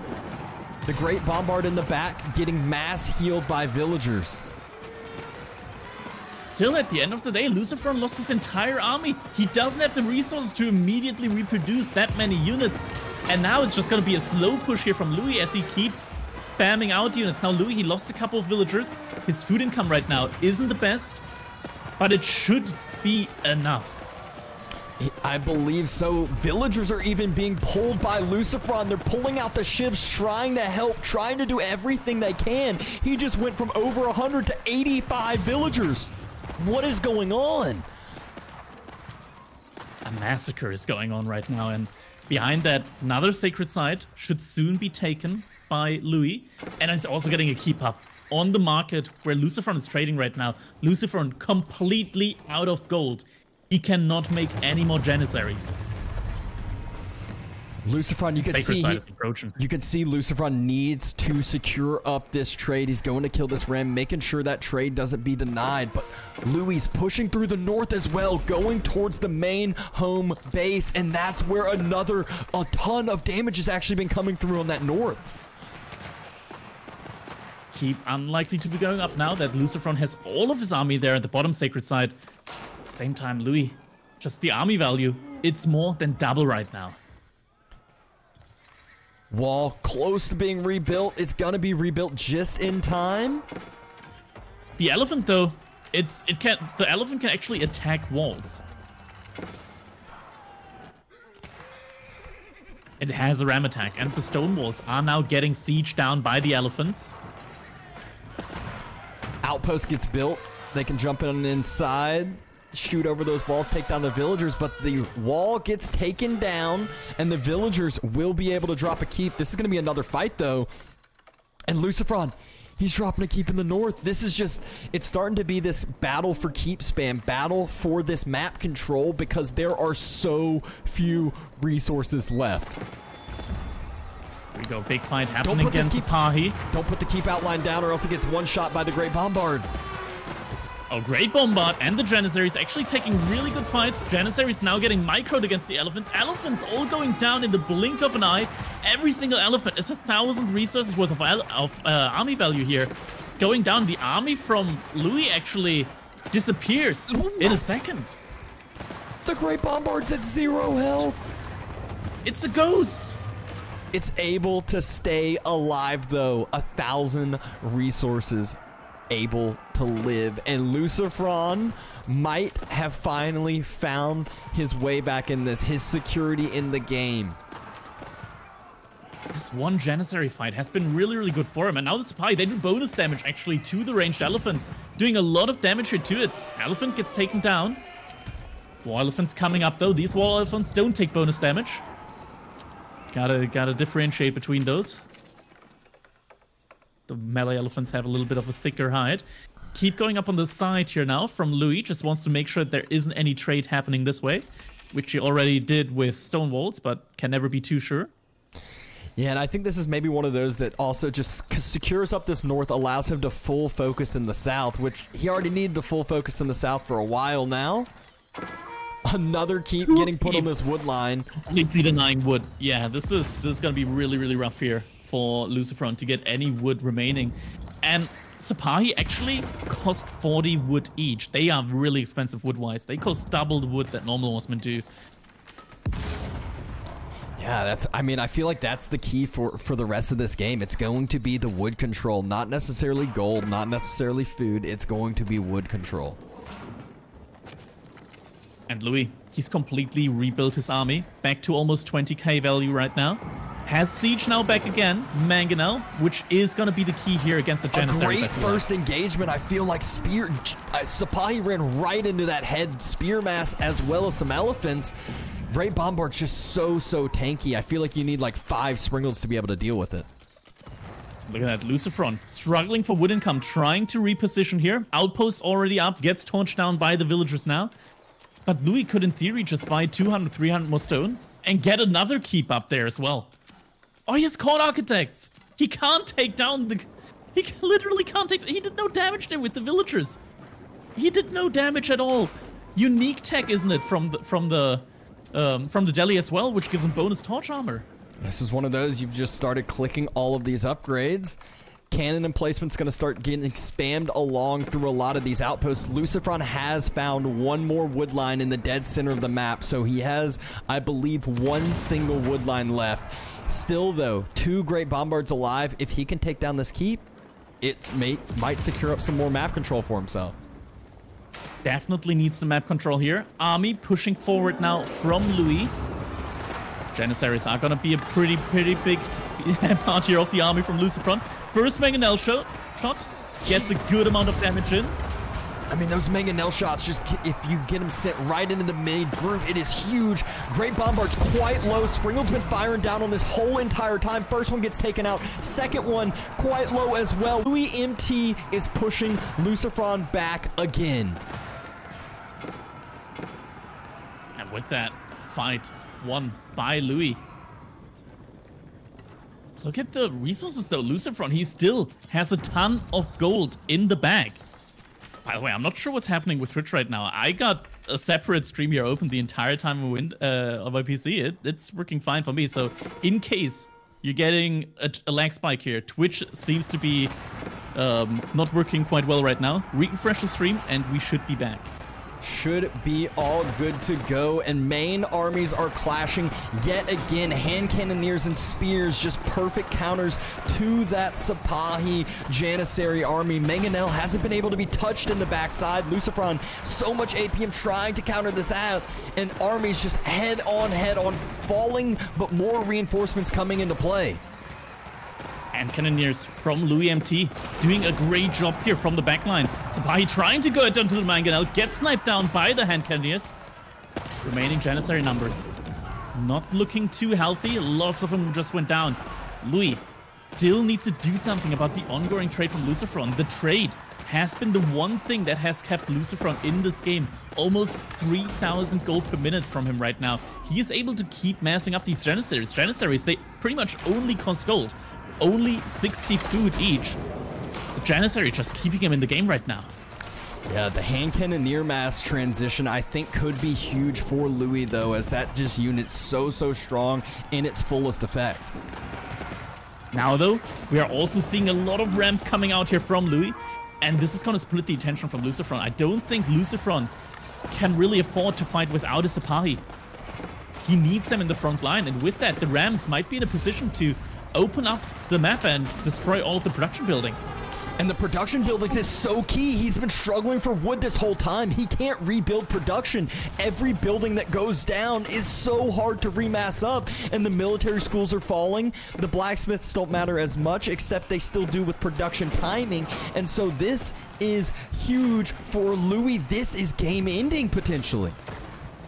All the rams right now, it's so difficult to clean them up, and behind that, LoueMT keeps swarming units over from his side of the map over into LucifroN's base.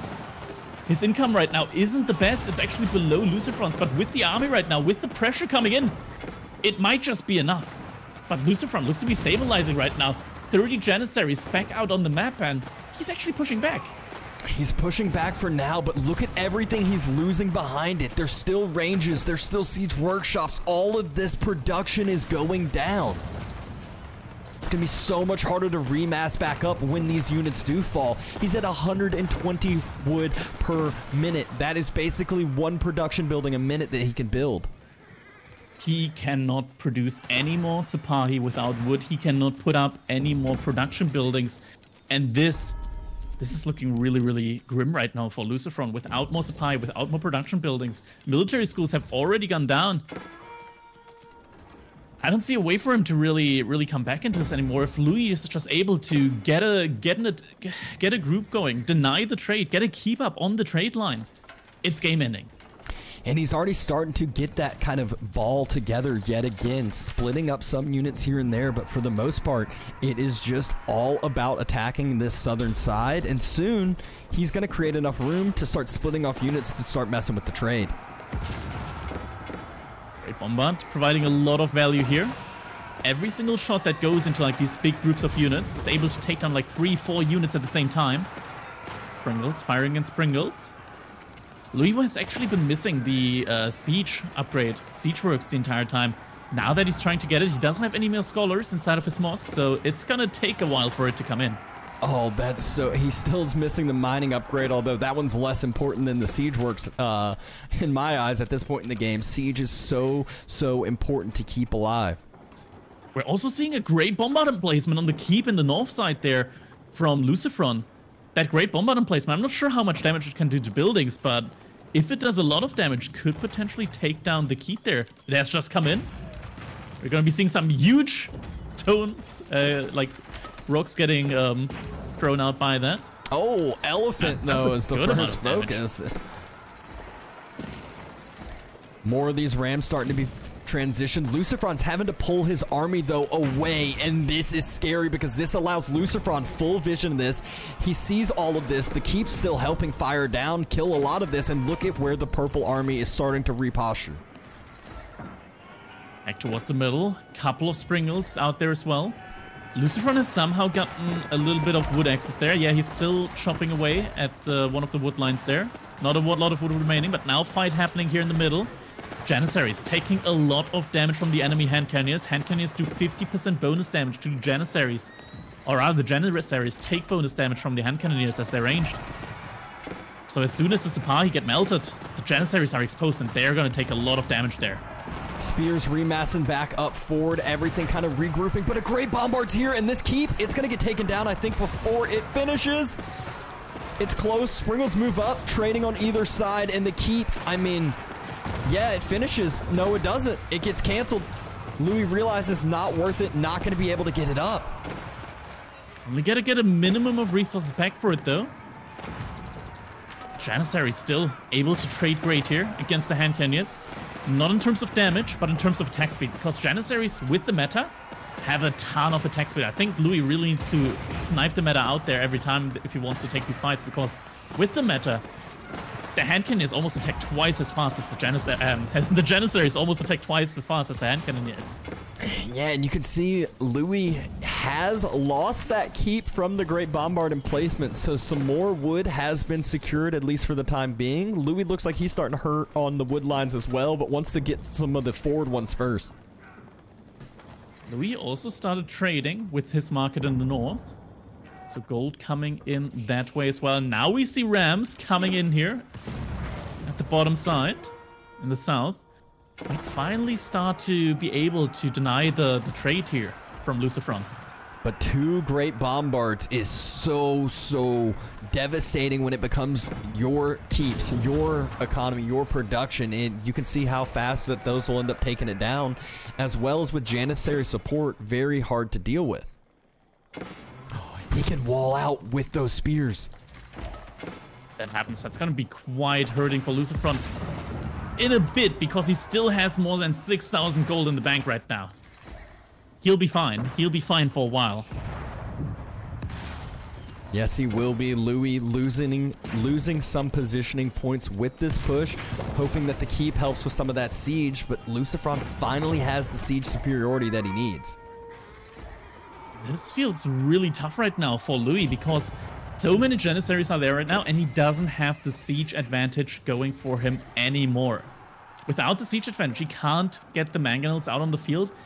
And without the Mangonels, he doesn't really have the greatest counters here to the Janissaries. It feels like you really do need something like archers, but then there are the Sipahi. It's quite tough. And the wall is trying to come in.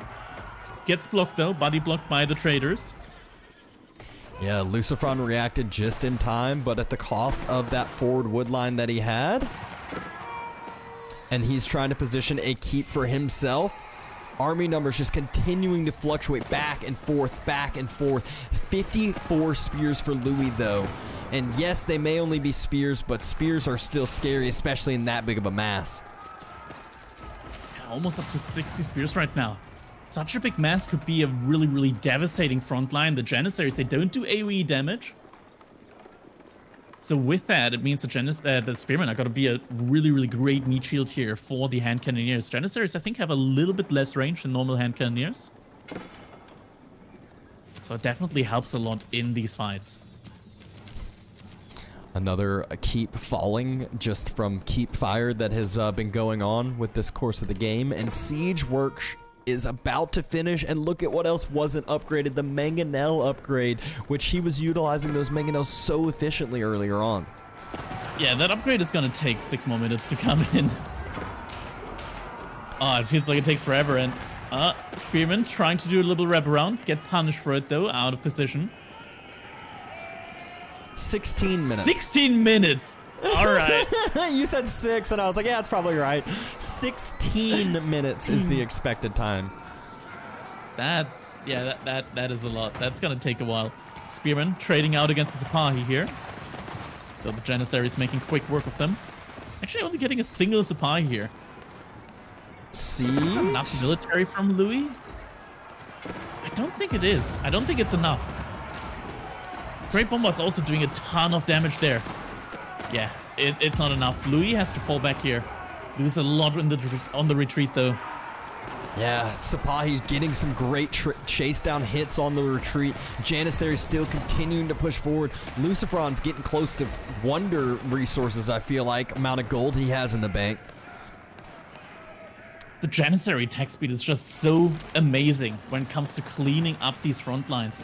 They attack so quickly with so much damage. It is insane how quickly they take out these spearmen. Like the spearmen, there were like 50 spearmen in the front. They got evaporated. And it looks like LucifroN has slowly been creeping and creeping and creeping forward for this past 20 or 30 minutes now. It is the hour point in this game, and LucifroN has gained the recontrol and is pushing forwards towards the base of Louis. There is one thing though that might bring Louis back here. He has 6 hand cannon elephants somewhere. Some are going through the economy from LucifroN right now. I believe that's 2, but it counts as 6 because they're 3 population cost. I could be wrong. Oh, oh no.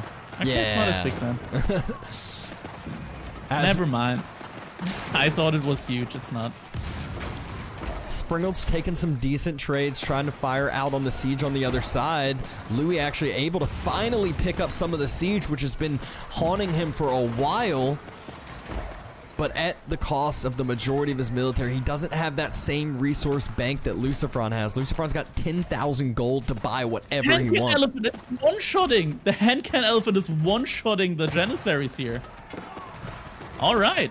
Go hand-can elephant. Never mind. Buy hand-can elephant.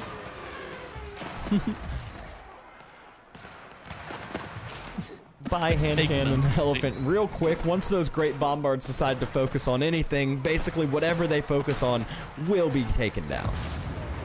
Yeah, buy hand cannons as well. Oh my god, great bombards. Don't do it to him. Oh, the Ghazi Raiders coming in as well. Elephant raids, but Janissary is already there to greet him. Yeah, Louis doing everything he can to try to like APM cap LucifroN, but LucifroN has just had the great reactions to everything that's been going on. There were a couple times that I felt like Louis had this, but it's getting harder and harder, and late game Delhi, not a fun civ to be playing as. Right now, right? Like, it's not a bad Civ to be playing in the late game. You get all the upgrades for free, or you got all the upgrades for free. You didn't have to invest anything into them at all. Only issue for him right now in this late game is that he didn't go for the Tower Victory, so he doesn't have that plus 15% attack speed on his hand cannoneers, which does make quite a big difference when you're playing against Janissaries, which do have that really, really fast attack speed. But there's no matter out right now, so 15% less attack speed on these hand cannons. The third great bombard's pushing on forward, and he's defending these up pretty well.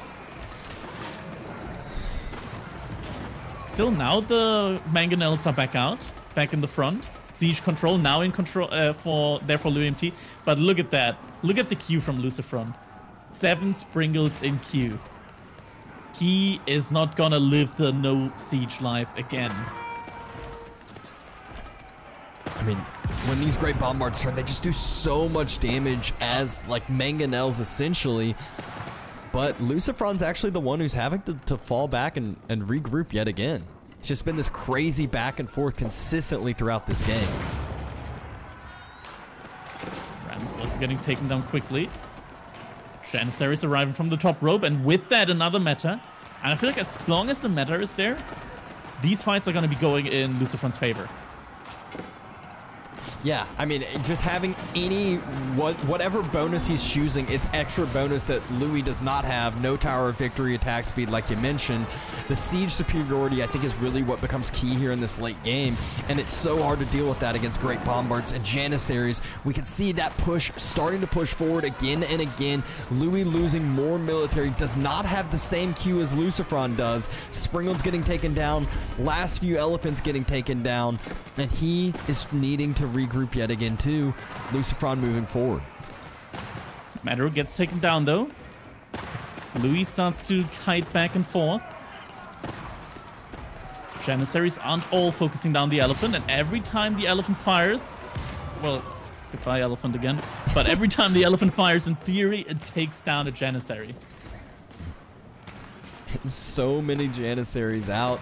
LucifroN, he actually doesn't have a huge food bank. He's only got 1,400 food per minute. Not really as crazy as you would think, and he must just be buying some food or something of the sort, because he's needing to keep up with this on the other side, whereas Louis, he's at 2,600 food per minute.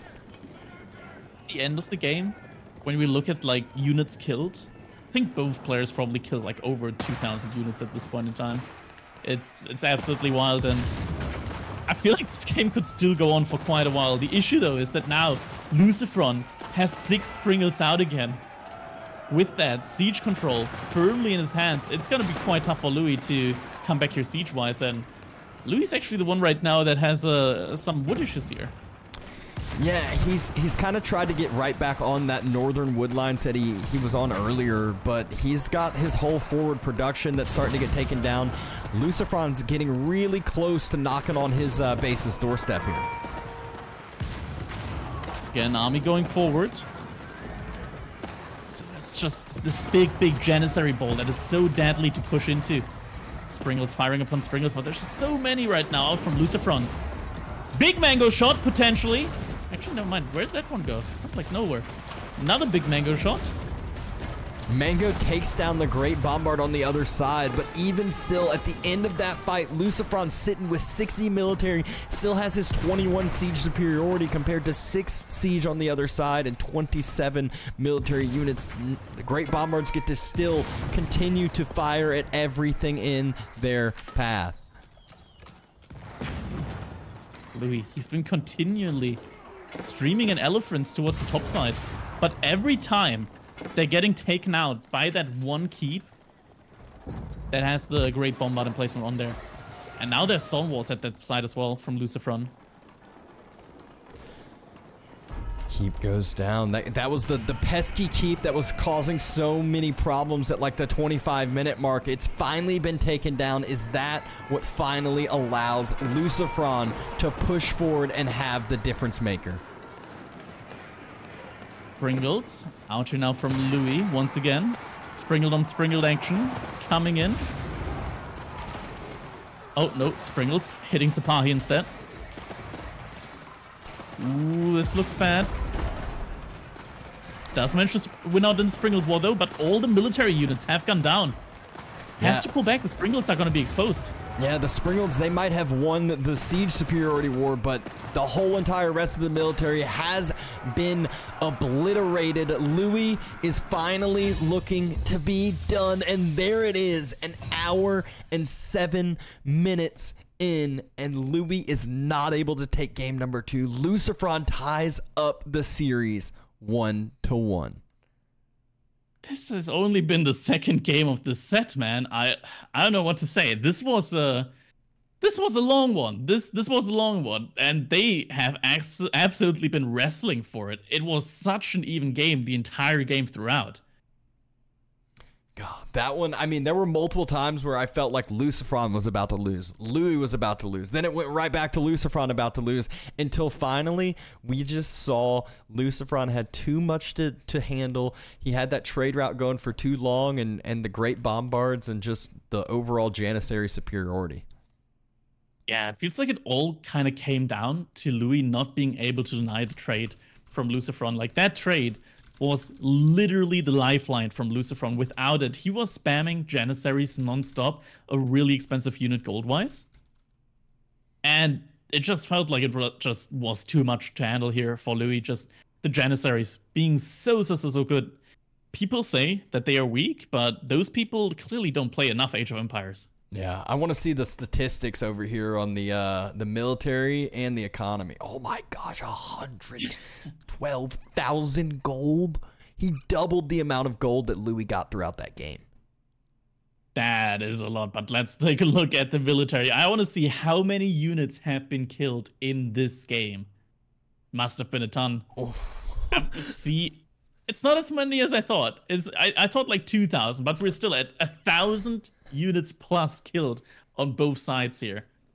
Yeah, absolutely wild one. And it's crazy to think about throughout that whole game, it was still that close. About 40 units of a difference at the end as far as how many lost to killed there. Yeah, that was absolutely massive, man. So many units being killed every time. We had these huge infantry armies. And man, that was quite the game that we had there on our hands. And next up, Frisian Marshes, and we're getting a French mirror. I'm actually, you know, most mirror matchups, my reactions is like a mirror matchup. French mirror, I'm like, ooh, French mirror, I'm always good with it. I wouldn't be too surprised at the 20-minute mark to only have like 20 vills on either side. You see sometimes. It goes different ways at times. Sometimes you'll kind of see some weird iterations of the gameplay, but usually you're seeing a lot of aggressiveness and a lot of knight play and some crazy micro. Yeah, tons of knights. That's what we're going to be expecting here from both players, most likely. I mean, sometimes I feel like there's this weird timing where you should and when you shouldn't go for spearmen. I feel like too early can be a little bit like sometimes you go for spearmen a little bit too early, then you still leave yourself open for knight raids. And yeah, it's a tough one. I think there have been times actually. I think there was a mirror, a French mirror, not a French mirror, but like a French versus Rus game, which basically is a French mirror. Where both players have been in like feudal age for like 40 minutes, making knights only, absolutely knights only. Yeah, and it's always fun seeing it because like they react so well to the few knights that split off on their base, but also respecting the main knight army. And you know, at times all of a sudden you see some knights getting out of position, dive in your base. You have that immediate reaction. Do I need to react and sometimes be too late? My villagers are going to go down no matter what, even if I take the charges, or do I just base trade at this point? And it creates some crazy, crazy games. Exactly. Only going to be 2 minutes until we're getting into our third game here. Yeah, one thing we always, whenever Frisian Marshes gets talked about when French is to play, it's you know, the cock always gets brought up. The question, not in a mirror. That's what I was gonna say. Right? In a mirror, nah. It seems very scary in a mirror matchup to go for that. You lose so much because a lot of people's reactions like, oh, well, they get the eco benefit. You're only giving up a stables. And it's like, no. You're not just giving up a stables. Yeah, it's a timing, the 20% on the stables. I mean, in the end, you don't want to compare cogs, right? Like, that's us. That you don't want to do that. Yeah, exactly. And it's one that I think it would be very sus to go for it, but I think that the School of Cavalry play is what we're going to end up seeing. Just kind of back to the OG, back to the night spam, and trying to get the map control, because you got to move out, you got to take the shoreline fish, and if your opponent has knights, then you can't really take that easily. Exactly. I mean, Frisian Marsh is just also the perfect map for night spam with all the food that you get early on. It just comes down to micro at that point. Yep, but in just a minute now, we're going to see these openings, see if there's any kind of cool differences. I know we saw 3DB open with the early wheelbarrow moving out to the shoreline just with one Vil. That was obviously, he did the Chamber of Commerce play, but we'll get to see if these iterations are any different, especially when you're going up against a mirror. You're usually having to change your game plan quite a bit. Yeah, in a mirror, you can't just play it like you usually would. That's usually why we do see Spearmen coming out from French. Like, Spearmen from French, that's not something that we usually see, or at least not immediately. But in a mirror, more than anything, that's where you see it. Yeah, exactly. But enough of us kind of just contemplating, assuming what we're going to think is going to happen. We're about to get into this only game number 3 of this second series. I know we've been going for a bit today, but it just shows how great these games have been. So game number 3, Louis versus LucifroN, and LucifroN is on the eastern side, Louis in the southern side, and it's a French mirror matchup. French mirror, and LucifroN immediately going for the shoreline fish here with all of his villagers. Quite an interesting approach. I'm wondering, what does Louis do? Louis is just playing this normal so far on his sheep here, as one usually would. Also has his mill out, goes for the early wheelbarrow. Yeah, and scouting around, going for sheep. I mean, I guess like I see the benefit going out to the shoreline fish. It's like super nice being able to have that huge benefit early on with the gather rate, with not having, to drop a mill on your berries because you'd rather be dropping them on your shoreline fish. It's a bit of walking time, but I think it pays for itself pretty quickly.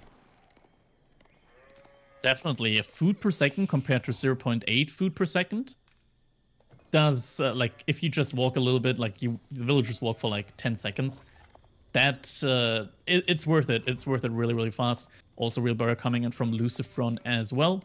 So for the walking times, also getting a little bit more efficient. I think overall, I like this. I like this approach quite a bit. Only thing that could be a little bit chaotic when it comes to things like once LucifroN wants to age up, where is he going to place his landmark?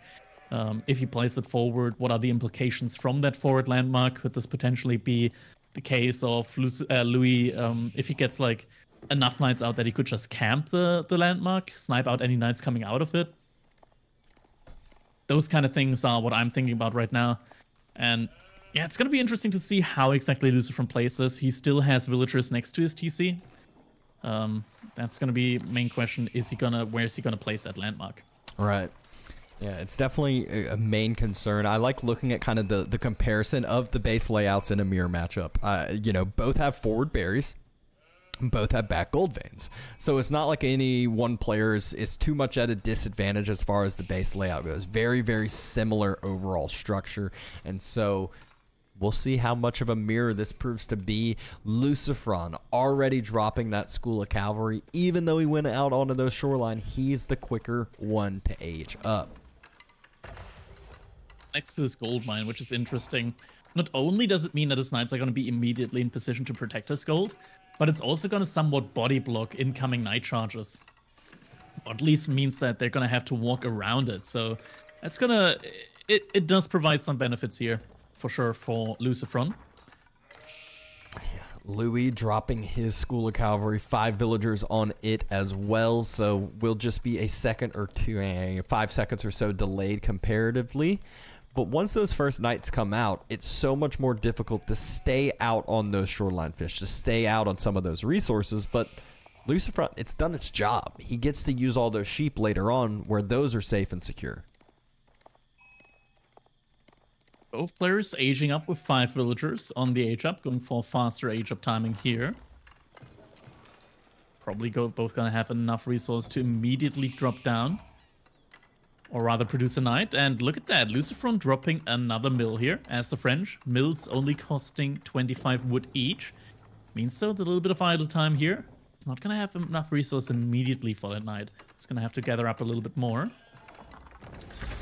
Is the TC gonna be idled? Nope, it's not gonna be idled. And actually, just in time, has all the resource he needs. Perfect macro there. Very, very clean build, as you would expect. Same thing on the other end. Louis finishes his knight immediately into queue. Doesn't idle out his TC either. And we're going to see specialized pick first upgrade coming in for LucifroN as well behind this to get a little bit of extra gold income. Yeah, so this tells us that this is most likely going to be an all-in knight play from the start here from LucifroN.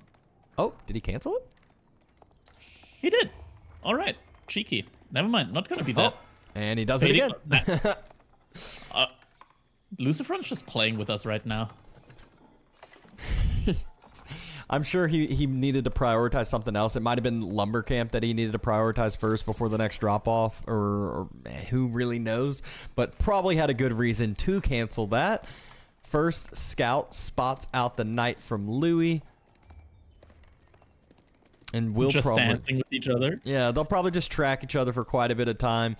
French mirrors are such a weird thing because you want to be the aggressor, but like you also always have to respect that like there could be a knight that's about to be diving in on your gold vein or diving in on your wood line or wherever it may be. Yeah. Also, you don't want to waste your charge on the scout of your opponent. So if you charge on the scout, then that leaves your knight open to get charged by your opponent's knight. And that could lead to you taking the short end when it comes to one of these engagements.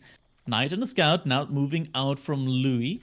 LucifroN sending his knight all the way around. Looks to be going for the gold, but outside the line of sight of Louis' scout.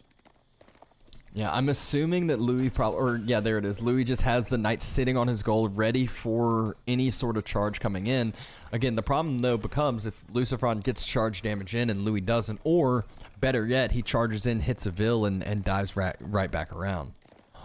The knights just moved away from the gold vein. They just oh my god, away. This could be the worst timing. Oh no! First vill goes down. Villagers get pulled off of the gold. Just awful, unfortunate timing for Louis there. Knight tried to circle back around though. That was all due to the route that LucifroN's knight took all the way around. Louis had no clue that knight was coming. And that's the first eco difference here. Aside from the upgrades that LucifroN has been grabbing so far, Louis only just now grabbing horticulture. And LucifroN, I like the macro play here with the eco upgrades, but that knight gonna get charged at. Could potentially lose its life, but if he makes it out, Chivalry could mean that he could just get healed back up. Yes. And he does make it out.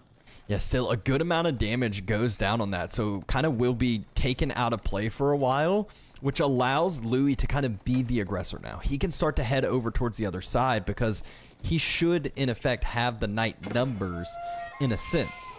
Obviously, you have to account for his, being idled off of gold for a little bit, but that is one knight that LucifroN can't really utilize until Chivalry does get invested into. LucifroN is also on 2 stables.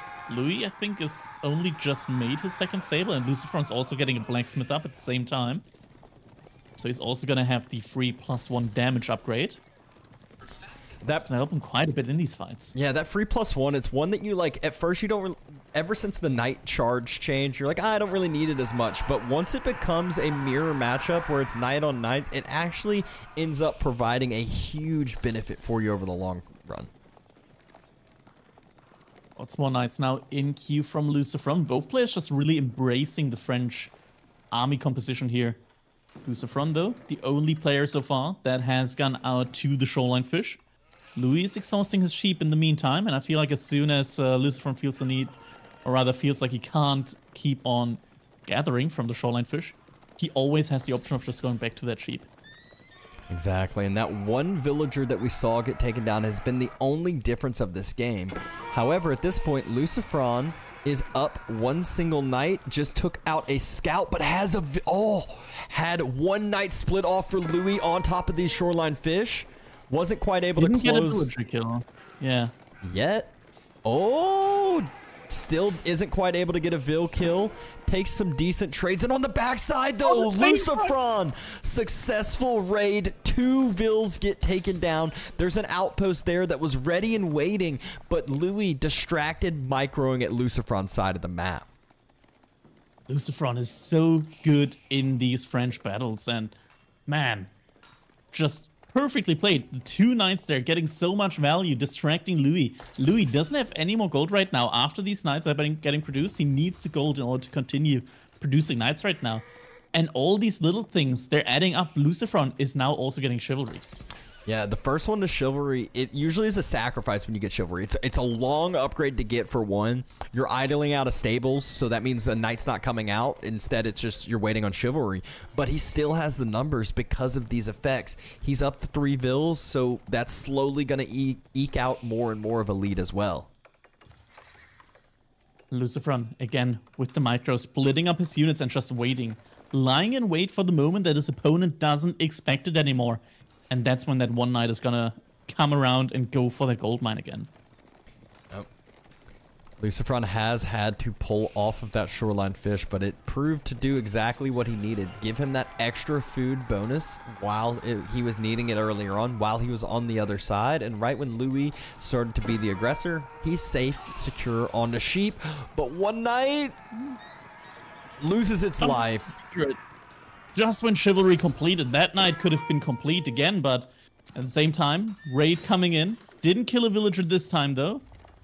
Might still be looking for one. Did he just charge the unit in the tower? Not really I think he might have gotten the charge off right before it got into the tower, and it just kind of gave us some weird animation there. But Louis taking down that one knight, looks like I think that was the same knight body on the ground, and forcing away another knight from his home base. So he's at least been able to resecure some of kind of his losses. He's giving textiles himself, and knight numbers are favoring him by one single effect. And there's the spearman swap you were talking about. Not too early, not. Here we go. Barracks getting built up. Spearman switch coming in. Twitch really seems to be having it out here today. Yeah, it's very odd because we're not really getting anything different on our side. We just are casting it as usual, and then we just see F's in the chat, gives a quick refresh, and then it's back to normal, nothing wrong. Knight circling, though, back towards the gold vein, but LucifroN, he's ready and waiting. He knows the plan. He did that exact same thing for Louis, and Louis reacts to the other knight circling on his gold vein. Woodline. And that knight actually almost goes down. That's a ton of damage. Yeah, that really hurts. I mean, it's a lot of idle time as well. He's trying to park it there, but Louis does find that one, and that's a lot of damage being done there now. At the same time, Spearman mass beginning to increase here. And with that, it means that Louis can no longer take any straight engagements here anymore. Yeah, the big question is going to be is when does Louis make the transition himself onto a different military unit, whether it be spears or archers, which should be spears. Yeah, archer is definitely not working in that one. Oh, has to be careful. Okay, does move his army. Oh, pretty good timing for this, right as LucifroN wanted to wall, so just picks up 2 villagers and hasn't really had much success in raiding the actual eco, but just in the right position at the right time. Yeah, looking actually at destruction value so far, Louis has been the one that got a little bit more out of these little fights every now and then when it comes to the pickups as well. Just can't let knights don't get circled! 3 knights getting circled! Never mind, destruction value now in the lead for LucifroN by quite a bit, and probably there to stay for the time being, actually, at the same time. Another circle for Louis, right back at it. 3 more knights go down. It's just a perfect trade back and forth. Perfect French mirror. Balance as all things should be. Look at that. All right. trading for 3 for 3, but at the same time, the spear. No, he's doing it. He's going for archers. No. Is this such a trap? You need like 15 archers before they're even able to do anything. Well, LucifroN's already got 15 spears, and this isn't looking good. Knights, though, getting a decent charge before the spears can actually close the gap. Yeah, and a lot of these knights from LucifroN are still pretty weak right now, and Louis has got 5 more knights than LucifroN does. This could become quite dangerous here for LucifroN. Oh, if he a knight circles around, though, and this is all of Louis' food eco. This is going to force Louis to take this fight, and this is a fight he can't really afford to take with how many spears there are. And this is the issue when you go for that sheep economy early. He went all in on the sheep, and now LucifroN is the one that can, in theory, go back to the sheep under his TC. Meanwhile, Louis, he has to fight for the shoreline fish, but he's losing all of his knights right now. Knight numbers plummeting, so many spears still remaining. And Louis might have just thrown it there, not going to be able to secure the food after this. His whole entire army gets obliterated. There's still 16 knights out for LucifroN after this, and Louis goes down in a quick game number 3 comparative. And GG gets called. That now is going to be putting LucifroN on a potential match point here. LucifroN now looking good in that French mirror. Yeah, that just the early knight circle on the gold vein, just a couple of picks here and there. Yeah, he might have lost a knight here and there, but he was able to make up for it in the eco difference, the eco damage, and idle time. Exactly. And with that, that's going to be our game number 3 now in the set. Potential match point now for LucifroN. Louis so far, though, he's been putting on an impressive display, and this is still anybody's game right now in the set. Oh, yeah. I mean, during that fight, it was one of those that it wasn't over till it's over. LucifroN made a very, very nice spearman swap that Louis wasn't able to react to. You can't really react to with your own archers, which sounds like the correct counter because there's so many royal knights. But enough about that. We have cat cam in front of us. I know that's really what everyone has been waiting for. So come out, show some support, throw that support in, help us meet that community support goal, and we'll get to see some more cat cam. Exactly, just like that. But we already know what's coming in next. It's going to be an English mirror. So another mirror, this time on Golden Heights. This one's a weird one because it's one that, like, with an English mirror, like if you're not playing against English on Golden Heights, you feel really good because you're like, oh, I have English short bows that I can come out and, you know, kill some villagers, deny docks, deny a barracks potentially. But when it's English on English, sometimes it becomes who brought more villagers, which feels weird. You can't overcommit with too many because then it's like you can't even build a dock, you can't even do stuff, but you can't undercommit because if your opponent overcommitted, your villagers are going to die. It's a very dynamic there, considering that both players ideally want to go for the same point initially. It could come to the point where, yeah, it's just going to be villager on villager. And in that case, like, you never know, one player might just pull all of their villagers at the start. Yeah. I mean, it's one of those that if your opponent only, you know, if your opponent pulls 4 and you pull 6, like, yeah, you might have extra idle time for a while, but those 4 villagers on your opponent's side are dead or useless for the continual time. You take water, you start booming up, you make up for that difference that you had. So it is a very fine line, just like we were kind of talking about with the French mirror with like the timings to drop your spearmen. It's the same thing here, except we're going to see it a lot earlier on. It's going to be, did they pull 2? Did they pull 3? They pulled the same numbers. All right, well, let's see how this ends up microing on out and who gets the benefit here. Exactly. Just going to be a little bit until we're going to be in our game number 4 here of only the second set. It's been almost 4 hours. We're still in our second set here of the day.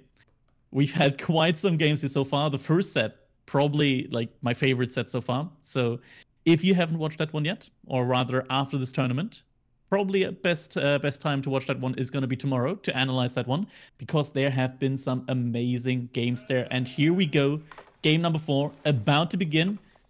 And we've got LucifroN pulling 2 villagers immediately, playing as the English here on the Golden Heights map.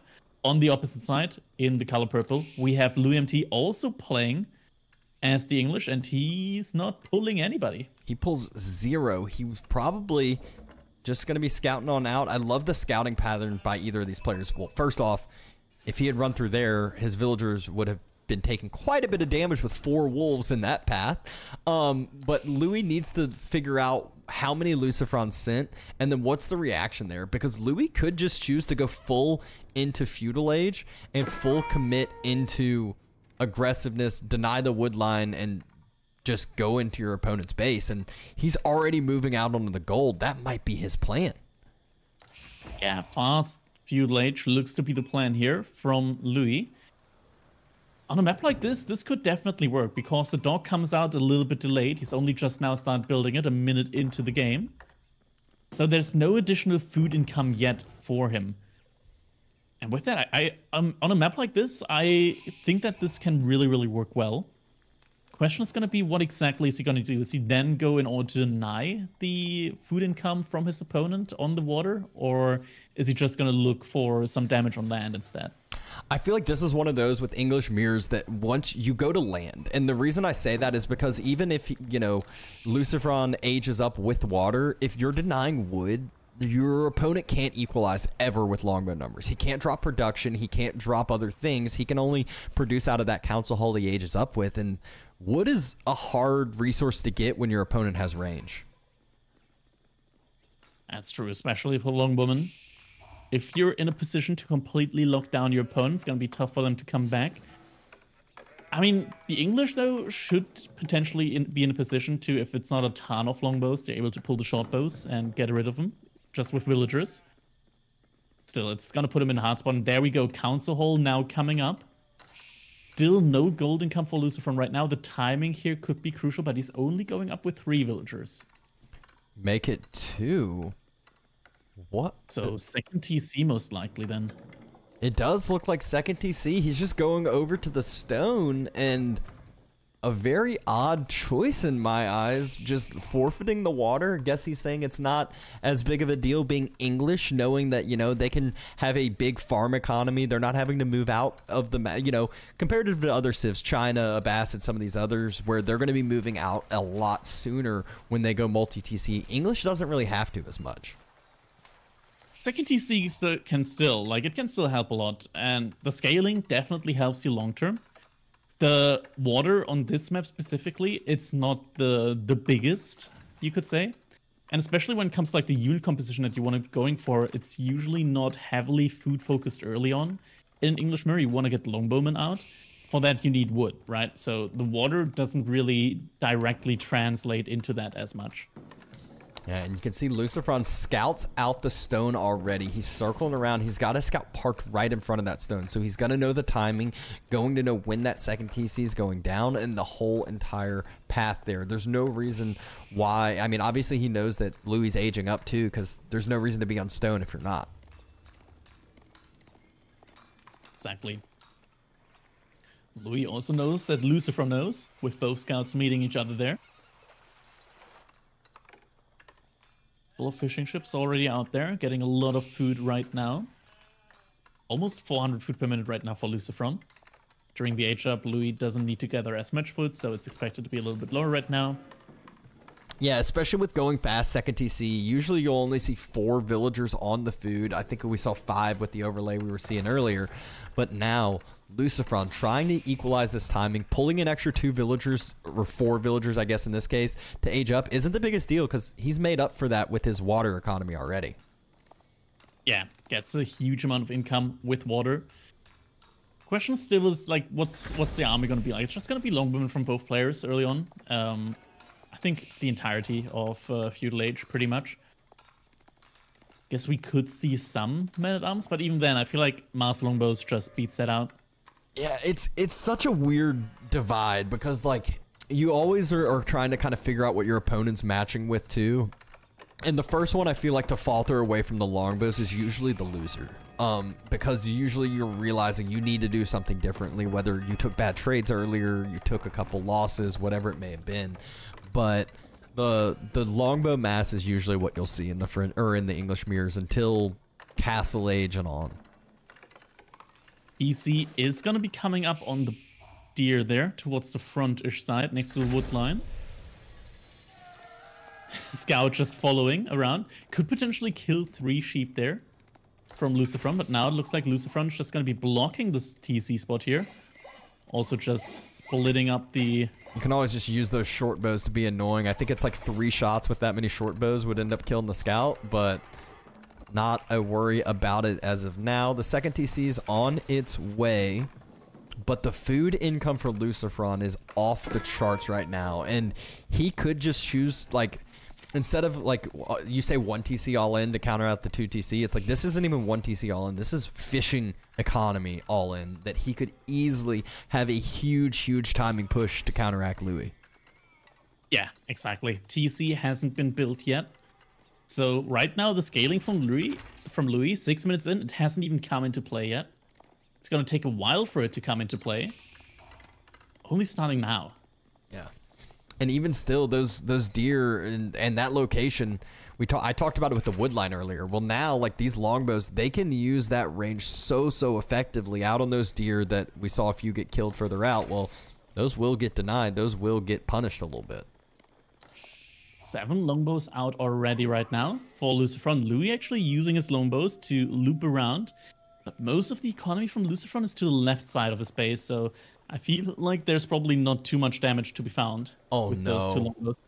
You know what LucifroN just figured out? First, where the gold is, but also he can probably just park longbows on top of that council hall and never allow longbows to come out. Actually, it seems like it's just about in range of the TC. So, like, whenever he goes to that wood line, goes forward, he's going to lose at least a longbow. Because the TC shoots double the arrows. Once again, villagers go inside. It still causes idle time, because Louis does respect that every time it happens. But behind all of this, LucifroN, he's just going to go to Castle Age, and then he has a second TC of his own anyways. While still being ahead in economy right now. Yeah, not only ahead in economy, but also ahead in the military. He's the one providing the pressure. He's the one providing the annoyance.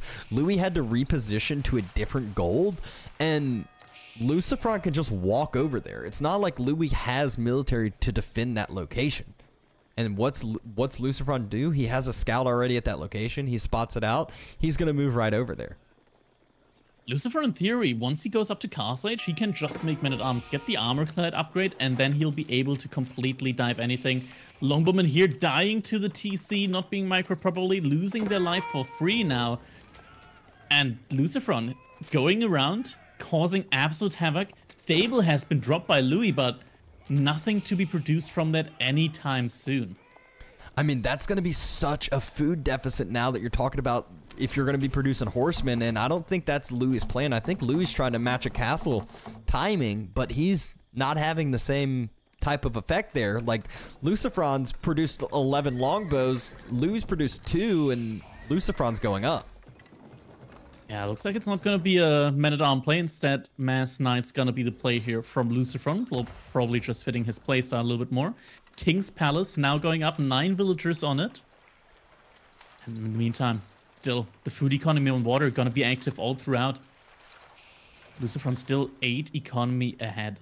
I like the knight play because it forces your opponent to, like, your initial reaction, you see knights, you're like, I need spears. And it's like, you can't make spears against the English player with longbows already in your base. That's going to put you even further behind, put you at an even bigger deficit, an even bigger struggle. Longbows still producing a ton of idle time. These have gotten their full effect. The King's Palace is almost up. LucifroN still having an eco lead, and then we'll be at the same eco numbers on land.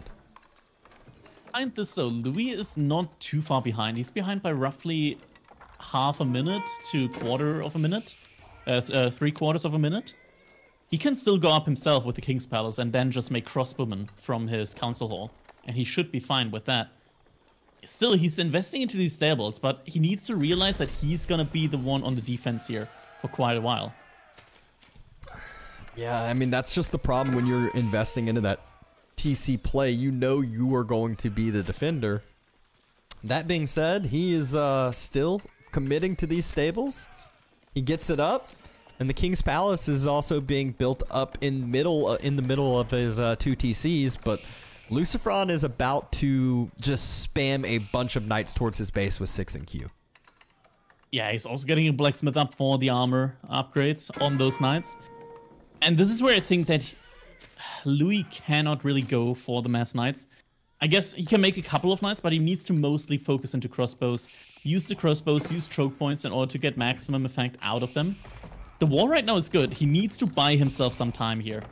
As soon as these knights come out, wall just about finishes, but villagers gonna get sacrificed for the build-up.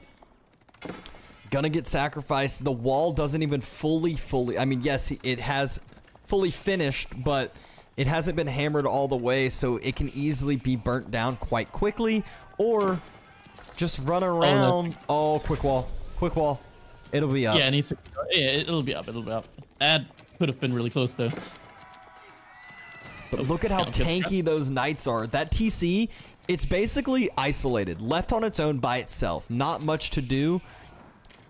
And all of the villagers inside, that's 10 idled villagers, so Louis at an even bigger deficit. LucifroN behind this, he's investing into a monastery, gonna start collecting relics, some other passive resources. Yeah, economy-wise, LucifroN just really ahead right now. Has a ton of knights out as well. No military units at all for Louis out on the field. Starts with the crossbow, starts with the knights. There's still so many knights right now, and this is the timing where it's going to be really difficult for Louis. I feel like he needs to completely stop villager production, at least for like a minute, just in order to get enough units out on the field. I mean, just the problem there is it's like you're even still on an equivalent less food income than your opponent. So like you're putting everything into military, and your opponent still is going to be able to make villagers and put it into military. So you're just at a huge deficit. More villagers being idle. TC just starting to be burnt down as LucifroN, his knights, they got tank armor over there. Yeah, with 5 armor, it means that every single TC shot only does a single damage. So these knights barely take any damage. Crossbows now showing themselves here. Have to be careful though, have to kite back next to the gate. Cannot be openly fighting here right now. Goes for the choke point. Good position right now for Louis. This is a fight that he can trade out without taking too many losses, and actually trades positively here against these knights. Look at the longbows though. Longbows though on the backside for LucifroN were able to step up, able to start sniping down some of those crossbows, and then he had his own crossbow step up. Benefit for Louis, he had the TC fire that whole entire time helping him out. Was mostly focusing on the knights though. He needs to manually target the longbows and the crossbows with that TC fire if he wants to win these fights. Farms also have been put up here for LucifroN. Oh no! Louis, he got a react in time. Oh, he's gonna lose 1 villager. It could have been worse, but even still, like he's starting. You could see if English is going on to berries, English is in a bad position. He's not only on 1 berries, he's on 3 different sets of berries. Was about to be on 3 different sets and just 2, and can't get food that he needs to make this military. It's what happens when you give up your full map control going second TC and get punished for it.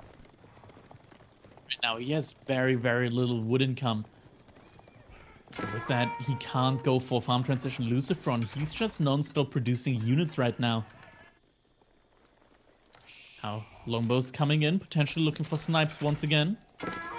One villager going down again. And now the knights are circling back around. There's another huge set of villagers on the berries right behind this. Let's see if they can end up closing the gap. I think they were headed right there. And that is exactly it. Charge comes in. So many villagers having to run back home. This is a ton more idle time, but not only idle time this time. This one's damage. Yeah, lots of villagers just went down there. And with that, the eco gap is just getting like wider and wider. Yeah, it's one that like Louis might have an extra TC, but that extra TC only matters if you can protect the vills coming out of that extra TC. He hasn't been able to do so. It's basically just been food that he's been spending for vills to die. Exactly. Military count just further escalating here for LucifroN. We're at 33 to 10 military-wise. Army value also triple. And every now and then LucifroN is just stepping up, trying to snipe a villager.